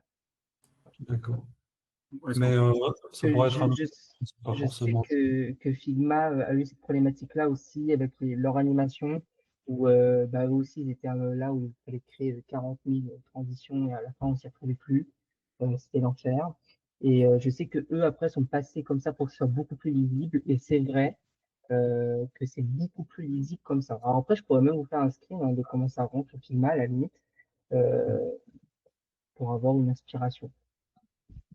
Écoute, si tu as le temps, n'hésite pas dans le Slack, si tu peux nous mettre des screenshots, si tu peux nous mettre poster des articles sur ce que tu veux nous dire, sur les bonnes pratiques en animation, les preneurs. Hein. Ok. Je vous retrouve ça et puis je vous le mets. Merci. Ouais. Très intéressant. Pro Figma à fond, Bastien. Non, je ne suis pas trop. C'est que Figma est très proche du no-code. Ouais. Certes, on dit que c'est un outil de design, mais aujourd'hui, et même Figma joue dessus en disant maintenant, vous pouvez créer des applications même sans trop le vendre comme ça. Donc aujourd'hui, Figma s'oriente beaucoup dessus et du coup, c'est très proche de ce que fait Vidéo à la fin. C'est pour ça qu'on qu'il y a une problématique que chez eux. Ouais, bah, je vais regarder ce que fait Figma en termes d'animation. Mais c'est déjà inspiré de Figma, en fait. Hein. Tu vois, ces petites icônes là, c'est déjà inspiré des transactions. C'était Figma et Adobe XD à l'époque. Bon, Adobe XD est mort. Oui. La navigation client, c'est un gros sujet. Hein. Nous, on comprend ce qu'on conçoit, mais quand le client l'utilise, il s'en fait une toute autre compréhension et il est vite perdu. Et c'est vrai que ça, c'est pas quelque chose qu'on apprend comme ça. Et de le réfléchir et de le bosser, c'est vraiment intéressant. Ok. Écoutez, c'était la démo. Je vois que le temps passe. Ouais. C'était la démo des pop-up. Salut Eric. Vous êtes positif? Vous adhérez au principe? Totalement. Très bien. Hein, je ne l'ai pas montré, hein, mais voilà, si je reviens ici, là, on met tout ce qu'on veut, en fait. Hein, ça, c'est une pop-up valide. On va encore refaire nos applis, là, du coup. Avec d'autres possibilités. Ouais. Et c'est sympa. Ça agrémente vraiment l'interface utilisateur. OK. Donc, les pop-up, c'est une des priorités là, pour les semaines prochaines. Donc, ça va être la grande fonctionnalité qui sortira en juillet, certainement. Parfait. On aborde le dernier sujet sur la roadmap. On aborde le dernier sujet, sauf s'il y a des petites questions ou quoi que ce soit. Le dernier sujet, c'était la roadmap. Je mets en plein écran. Salut Henri-Emile. Donc voilà, ici, j'ai mis dans la roadmap les grands sujets. Hein. Évidemment, je ne vais pas traquer ici tous les petits sujets. Il y a une centaine d'items hein, dans le backlog. Ils ne proviennent pas tous des utilisateurs. On en crée nous aussi par rapport à ce qu'on souhaite développer. C'est vrai que là, depuis le développement des containers et de la traduction de l'outil, on a accumulé pas mal de demandes. Et c'est vraiment des demandes, hein, parce que tout ce qui est bug, on corrige immédiatement. On ne gère pas de backlog de bugs. Hein. Les bugs ont priorité par rapport à tout le reste. Et c'est plutôt bien parce qu'on n'est pas stressé, on n'a pas 15 bugs en attente ou quoi que ce soit, mais on les traite vraiment en haute priorité. Donc ici, on a des grands sujets. Donc on vient de parler des pop-up. Donc ça va être le dernier sujet ici pour clôturer ici la première moitié de 2025. Ça va dépasser un peu, hein, comme je vous ai dit, ça arrivera à courant juillet. Ensuite, on a d'autres sujets comme l'authentification auprès du studio. On a retiré Facebook il y a 2 ans, on a retiré Twitter, je ne sais plus quand, il y a peut-être 9 mois, quelque chose comme ça. Et on a pas mal de remarques sur ce qui se passe aux États-Unis, sur pourquoi conserver une authentification Google. Donc, on va introduire une authentification via login mot de passe traditionnel. Donc ça arrivera courant l'été. On a aussi des demandes sur la protection des mots de passe dans les tables Zilio.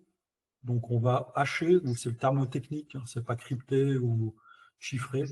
On va hasher les mots de passe. Donc, le hashing, c'est un algorithme de sécurité qui permet de transformer n'importe quoi en quelque chose d'unique. Et ce quelque chose d'unique n'est pas réversible. Donc, à aucun moment, on pourra revenir sur le mot de passe. Donc, même si vous affichez le mot de passe par erreur, même s'il est transmis ou quoi que ce soit, on ne peut pas revenir au mot de passe initial. C'est vraiment utilisé par toute l'industrie du logiciel pour protéger les mots de passe.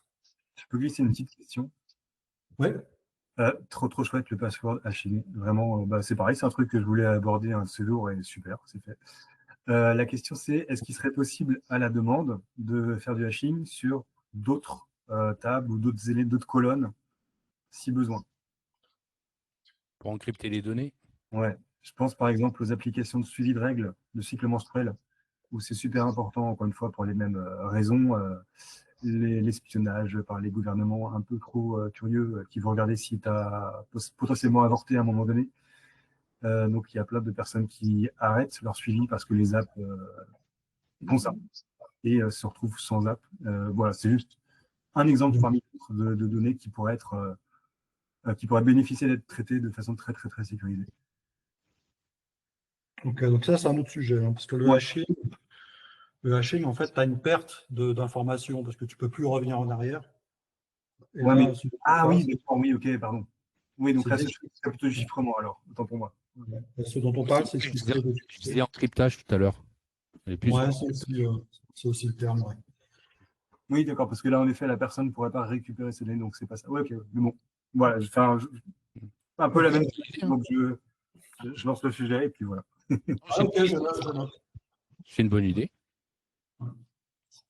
Ok, ensuite, le prochain sujet, alors je l'ai évoqué rapidement tout à l'heure, c'est vu que maintenant, dans l'éditeur, on peut ici visualiser directement dans différents modes.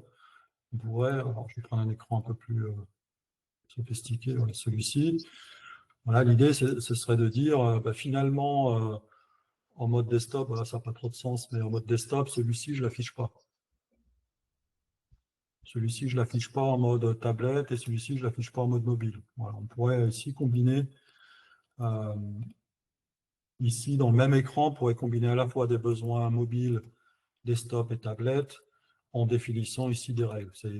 C'est présent, hein, dans le responsive design, hein, quand un développeur implémente, Bastien connaît ça, quand on implémente du responsive design en développeur, la meilleure technique avec le responsive design, c'est tout ce qui est largeur, adaptation des largeurs, mais c'est aussi qu'est-ce que je veux afficher en mode desktop et tablette par rapport au mobile. Donc ça, ce sera directement accessible ici. Et si je me mets en mode mobile, par exemple, je ne verrai plus le composant que j'ai exclu en mode mobile. En revanche, si je viens en tablette, il apparaîtra. Donc c'est aussi l'intérêt de ce mode-là, parce que pour l'instant, il est un peu limité à juste prévisualiser ce que ça donnerait. Mais il prendra tout son sens. Et est-ce que ça concerne aussi les conteneurs?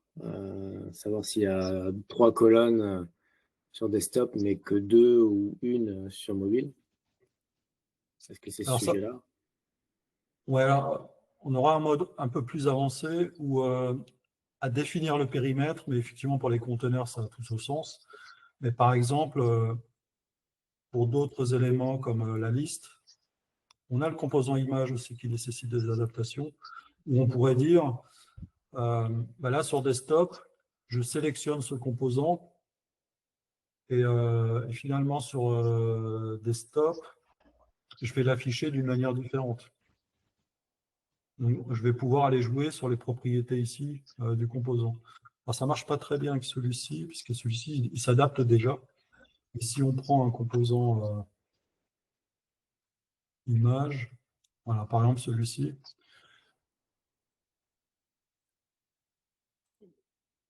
voilà, donc celui-ci, je pourrais changer ses propriétés et l'afficher d'une manière différente sur tablette ou sur desktop. Voilà, je n'ai pas forcément pris le meilleur exemple. Ça peut être aussi celui-ci. Voilà, sur mobile, imaginons que le libellé soit bien plus long, ou par exemple celui-ci, description. Sur mobile, je suis forcé de l'afficher en colonne, mais sur desktop, je pourrais l'afficher voilà, en orientation horizontale. Voilà, ça ne marche pas très bien ici. Vous voyez le principe, l'idée, c'est de pouvoir customiser chacun des composants dans les différents modes. Donc l'idée, c'est que ce soit accessible depuis la fenêtre de propriété et pas comme on pourrait le faire aujourd'hui via des conditions de display en fonction du type de device.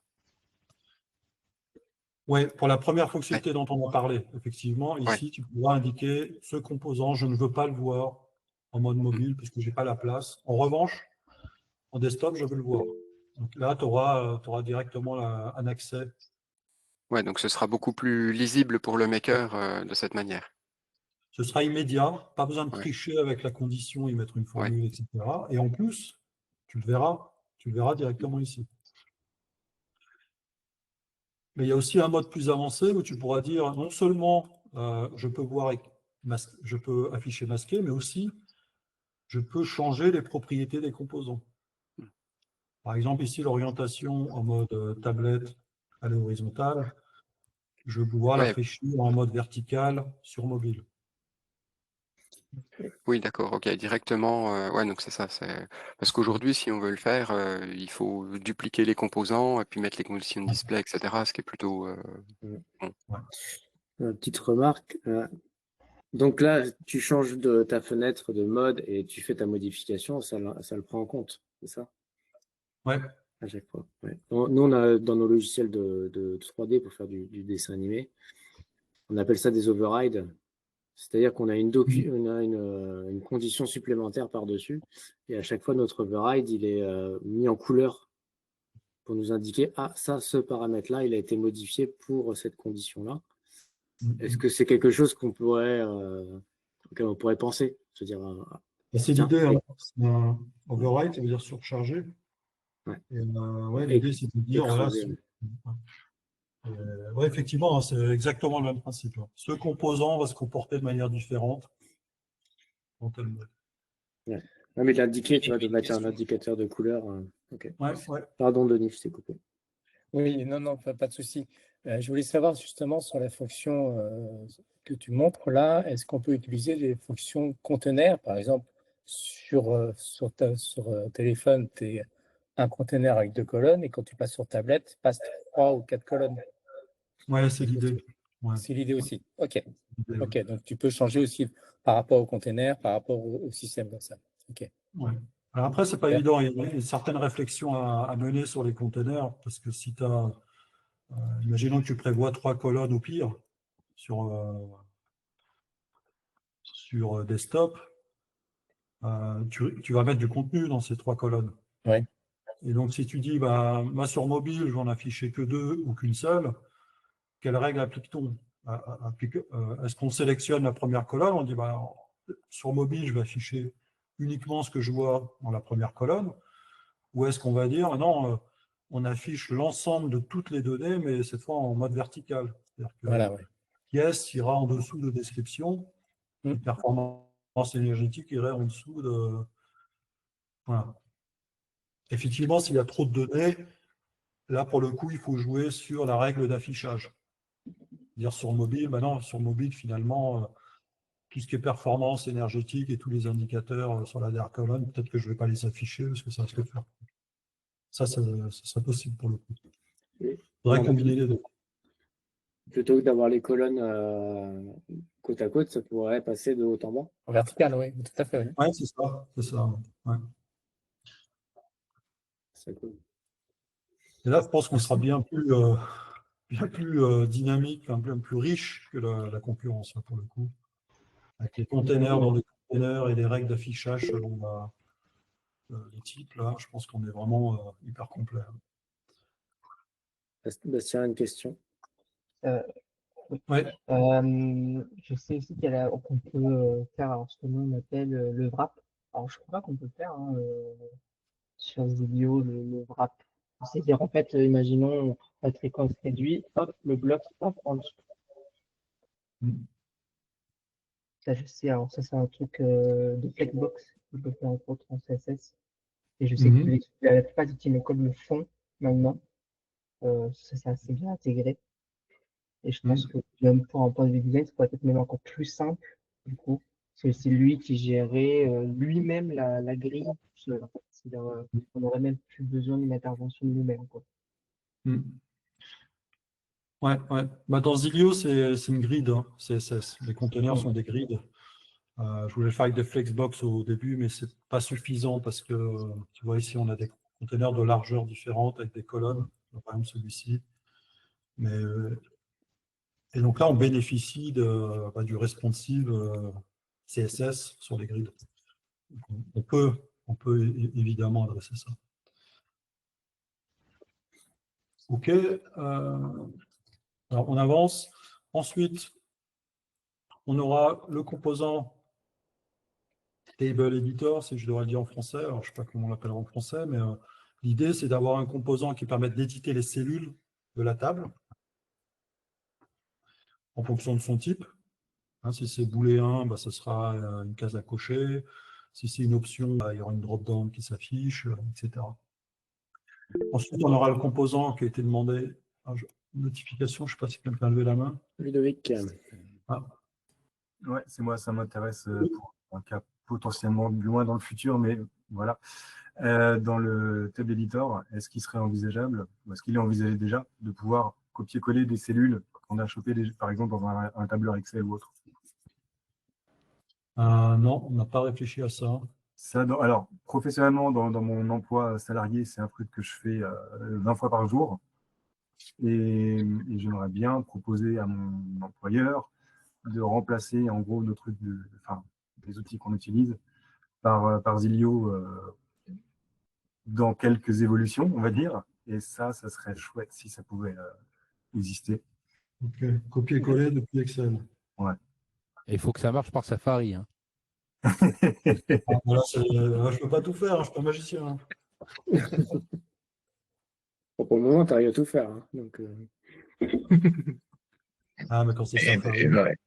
Et dans la table éditeur, est-ce qu'il serait possible de permettre à l'utilisateur de régler la largeur des colonnes aussi? Ouais, bonne question. Ceci dit, c'est vrai aussi pour la table. Hein. Je pensais à la table, en fait. Oui. Les deux, je vais le noter pour les deux. Ajuster, largeur. J'ose pas imaginer ton backlog, Didier. Ouais. Mais on s'en sort. Hein. On s'en sort. Prochain atelier en 2032. Voilà, depuis ça, on aura fait un TikTok sur Zilio. Hein. Okay.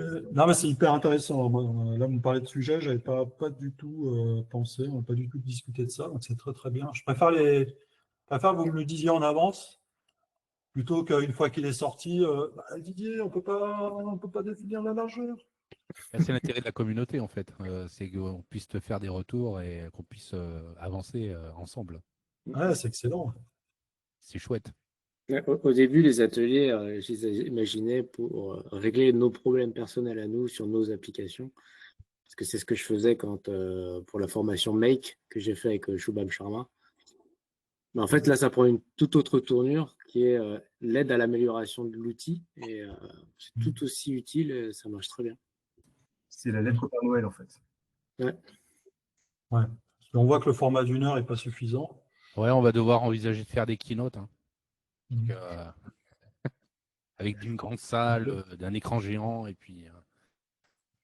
Il n'y a pas de raison. Hein. On a de l'ambition. Hein. Bah attends. Et puis, voilà, pour compléter cette roadmap 2026, on aura un travail sur la base de données pour supporter 10 millions de lignes de données, c'est l'objectif. L'étude technique s'est bien déroulée, donc on sait dans quelle direction on doit prendre. On sait qu'on doit migrer la base de données. On sait qu'on doit changer de structure interne dans la base de données, donc il y aura une migration à prévoir à un moment donné. En tout cas, la première étape, elle va consister à modifier à la fois le serveur et les composants listes pour gérer de la pagination. Pour aller chercher les données vraiment bloc par bloc.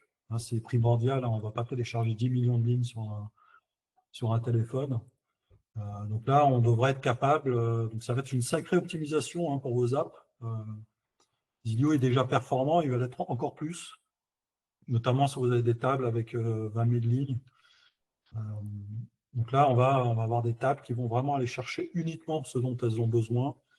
Vous imaginez, ce n'est pas simple parce qu'il va falloir traiter des sujets comme ordonner les données côté serveur plutôt que côté client, faire les filtres aussi côté serveur plutôt que côté client. Mais ça va être le premier sujet qui ne nécessite pas d'aller jusqu'à 10 millions de lignes. C'est un premier sujet qu'on va adresser avant. Donc, on aura la pagination. Pour vous, ce sera transparent, mais en termes de performance, ça va immédiatement se voir. Notamment quand vous ouvrez l'outil, je ne sais pas si vous avez remarqué, quand on ouvre l'outil, on a un chargement des tables. Et c'est ce qui permet d'avoir un outil qui est fluide par la suite. Donc, l'ouverture des applications seront beaucoup plus rapides et aussi sur mobile. même avant d'adresser le support de 10 millions de lignes. Donc ça, c'est une grande avancée, c'est vraiment demandé par les grands comptes, les grandes organisations qu'on commence à rencontrer. Je ne vais pas trop vous en dire, mais pas trop en parler. Et en tout cas, voilà, on a maintenant des prospects qui s'intéressent à Zilio pour des projets de grandes envergures, des grands comptes, des sociétés que vous connaissez, très, très, très grand public, qui s'intéressent vraiment à Zilio. Et un des prérequis, c'est de supporter les 10 millions de lignes. On aura d'autres sujets justement pour adresser les grandes organisations, les grandes entreprises, avec la notion d'équipe, équipe de makers.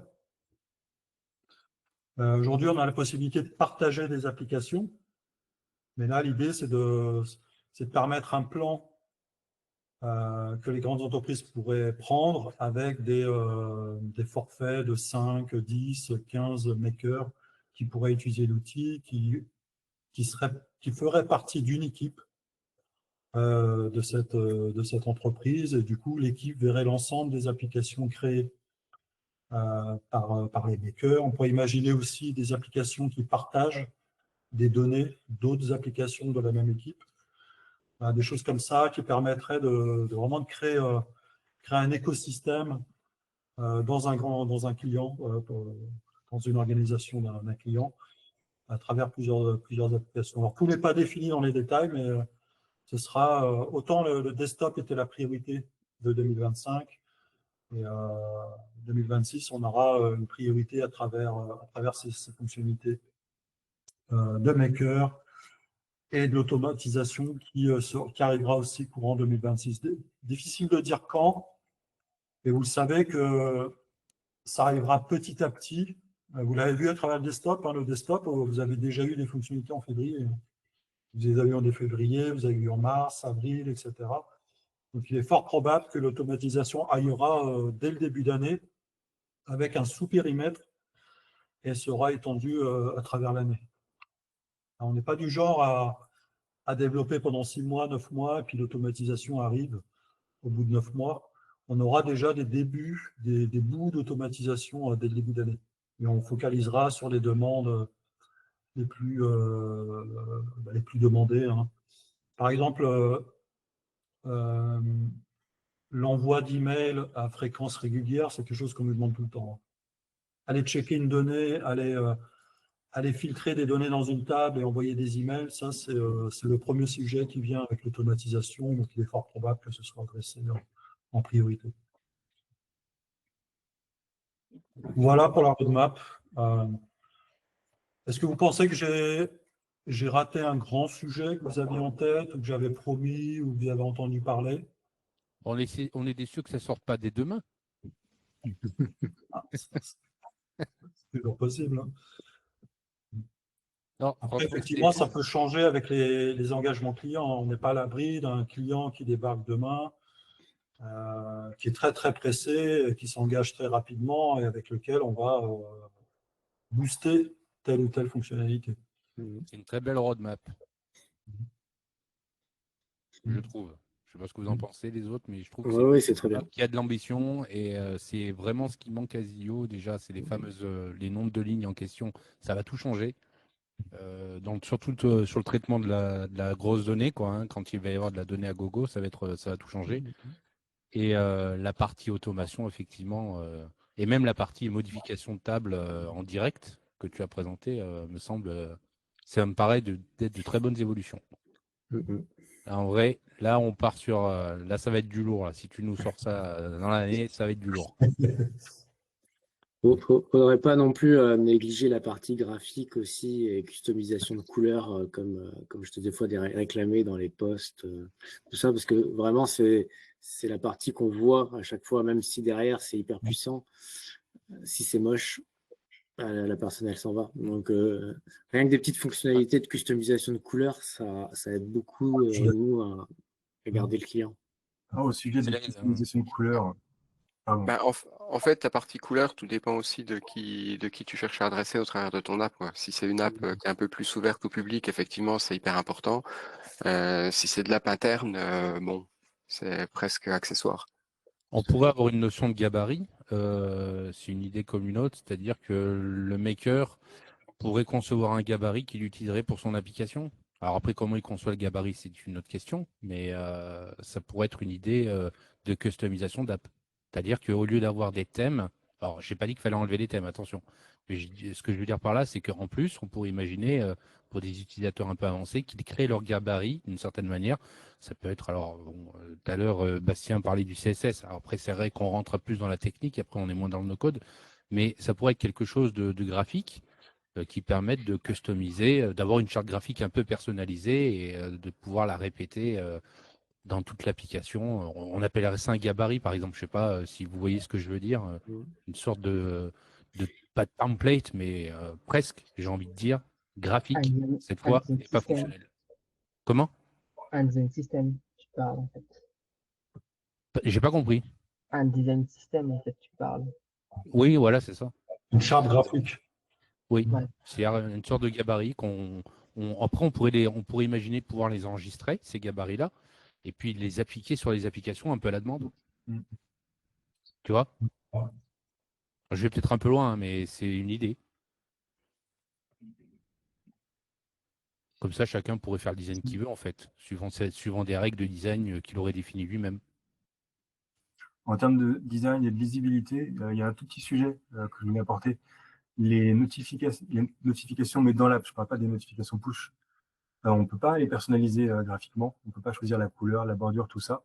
Et souvent, la couleur, elle est prédéfinie sur une couleur qui est déjà dans le thème. Et donc, on a un truc qui va se superposer entre une couleur et c'est pas très distinct. Voilà, J'ai noté ça, effectivement. Moi aussi, j'ai eu le souci. Ça marche. Notification. Je me demande si on ne va pas rajouter des couleurs dans le thème, juste pour les notifications. C'est vrai que c'est un sujet, le design. Hein. En vrai, c'est tout un sujet. Oui. Après, Emmanuel n'a pas tort hein, quand il dit que il n'a pas tort quand il dit que finalement le client. Alors, je ne parle pas du client Zio, mais je parle du client pour qui on fait l'appli. Au final, ce qu'il voit, c'est l'appli. C'est pas ce qu'il y a derrière. Et c'est vrai que si généralement il cherche quelque chose de. Là, je reviens un peu à ce que disait Bastien, quelque chose de propre, quelque chose d'un peu de customisé. Voilà. C'est vrai que c'est quelque. Alors, c'est tout un sujet. Hein, c'est pas simple à développer, mais ça pourrait être un vrai plus, je pense, à l'outil d'avoir plus de customisation là-dessus. C'est vrai. Au-delà des thèmes. En fait, l'année dernière, j'ai fait appel à un graphiste et on a pas mal amélioré les composants, on a amélioré l'outil également. Et effectivement, quand on regarde cette application, c'est quand même pas mal. Le rendu est quand même pas mal avec une richesse de composants. Assez propre. Hein. Ça, c'est très propre. Hein. Et, la police de caractère, elle est vraiment top. Là. Je vous recommande vraiment là, Oswald. Ça fonctionne très très bien. Mais même là, tu vois, quand je te disais qu'en titre, sous-titre et texte, des fois on met des typos différentes. Quand tu fais un site internet, tu as H1, H2, H3 à régler et ton texte. Et ça ramènera aussi un peu de richesse dans toutes ces petites polices. Ouais, clairement. Bah, autant c'était pas très nécessaire dans le mode mobile, puisque le mobile, on s'en sort toujours avec une seule police. Ça fonctionne très bien, mais c'est vrai qu'en mode desktop, on se retrouve un peu plus limité. Même le niveau de gras. J'ai vu qu'il y a une question d'Eric à propos de l'IA. Ouais. Nous, on a très peu de demandes sur l'IA. Donc, on a eu des demandes sur comment intégrer OpenAI. Donc, on a l'intégration OpenAI dans Zilio. Ça fonctionne très bien, elle est utilisée. Hein. On a, je ne sais pas si vous voyez de temps en temps, il y a Ahmed qui est en Arabie Saoudite. Lui, il a créé 3-4 applications qui génèrent des contenus en IA. Il fait un usage très poussé hein, de l'intégration OpenAI. Il utilise tout ce qui est possible. Et il fait l'intégration REST aussi, en plus. Mais en tout cas, on n'a pas plus de demandes que ça en tant qu'IA. On n'a pas de demande de est-ce que je peux taper un prompt et ça me génère 3-4 écrans. On n'a vraiment pas de demande autour de l'IA. Nous, ce qu'on nous dit surtout, c'est moi, je veux avoir la main. Je pense qu'on a eu une discussion avec Henri Émile, je ne sais pas s'il est toujours là. Non, il m'a dit qu'il avait une contrainte perso. Mais, ouais. Et lui, il m'avait dit non, mais non, on veut le contrôle. Je veux pouvoir dire ce texte-là, il a telle couleur, à tel endroit dans mon écran, et je veux pouvoir y ordonnancer comme je veux. Je veux un contrôle absolu sur. Je veux bien utiliser l'IA pour m'aider, mais moi, je veux avoir un contrôle total. Je veux un contrôle total sur mes applications, l'expérience que je veux fournir. Et nous, on a surtout des demandes de ce côté-là. Permettez-nous de faire des écrans les plus riches possibles, où on a vraiment le contrôle sur l'entête, la navigation, tous les éléments de l'écran. C'est vraiment ce qu'on recherche en premier, c'est le sur-mesure. Complètement. Alors, je ne sais pas si Eric, toi, tu as... Oui, j'ai quelques idées en tête. demandes. On a quelques idées en tête et des choses qu'on va peut-être pousser, mais autour de l'IA quelque part souveraine et la possibilité de stocker derrière en base de données ce qu'on va capter. Bon, c'est un sujet que je reviendrai peut-être vers toi. C'est des choses qu'on va commencer à tester. Mais oui, le fond, ça reste de toute façon une IA souveraine avec une base de données qu'on maîtriserait. Bon, problème du cloud dans le souverain, mais il y a des choses qui émergent. C'est de pouvoir aussi potentiellement s'appuyer sur un serveur interne pour essayer d'être encore un peu plus souverain et d'utiliser une application mobile parce que c'est vrai que c'est un vecteur intéressant, enfin c'est un support intéressant quel que soit l'endroit, l'environnement. C'est le côté pratique et il y a des sujets IA qui s'y prêtent bien. Mais on en reparlera. Ouais, aujourd'hui, tu peux déjà intégrer l'IA dans Zilio. Tu peux déjà oui, mais c'est pas assez souverain. Ouais. Ah oui. Ouais. Là, pour les sujets qu'on cherche à faire, c'est le point d'orgue. C'est ce qui doit orienter le sujet en permanence. D'accord. Tu parles d'IA fait maison ou tu parles de Mistral, par exemple? Potentiellement maison. Ok. Ouais. Ok, intéressant. Il va être 23h. Ouais, effectivement, c'est l'heure. Je vais devoir vous laisser, moi, en tout cas. Ouais, je pense qu'on va y aller. En tout cas, merci à tous. C'était encore un épisode très enrichissant. Ouais, très bien. Je remercierai jamais assez Emmanuel d'avoir instillé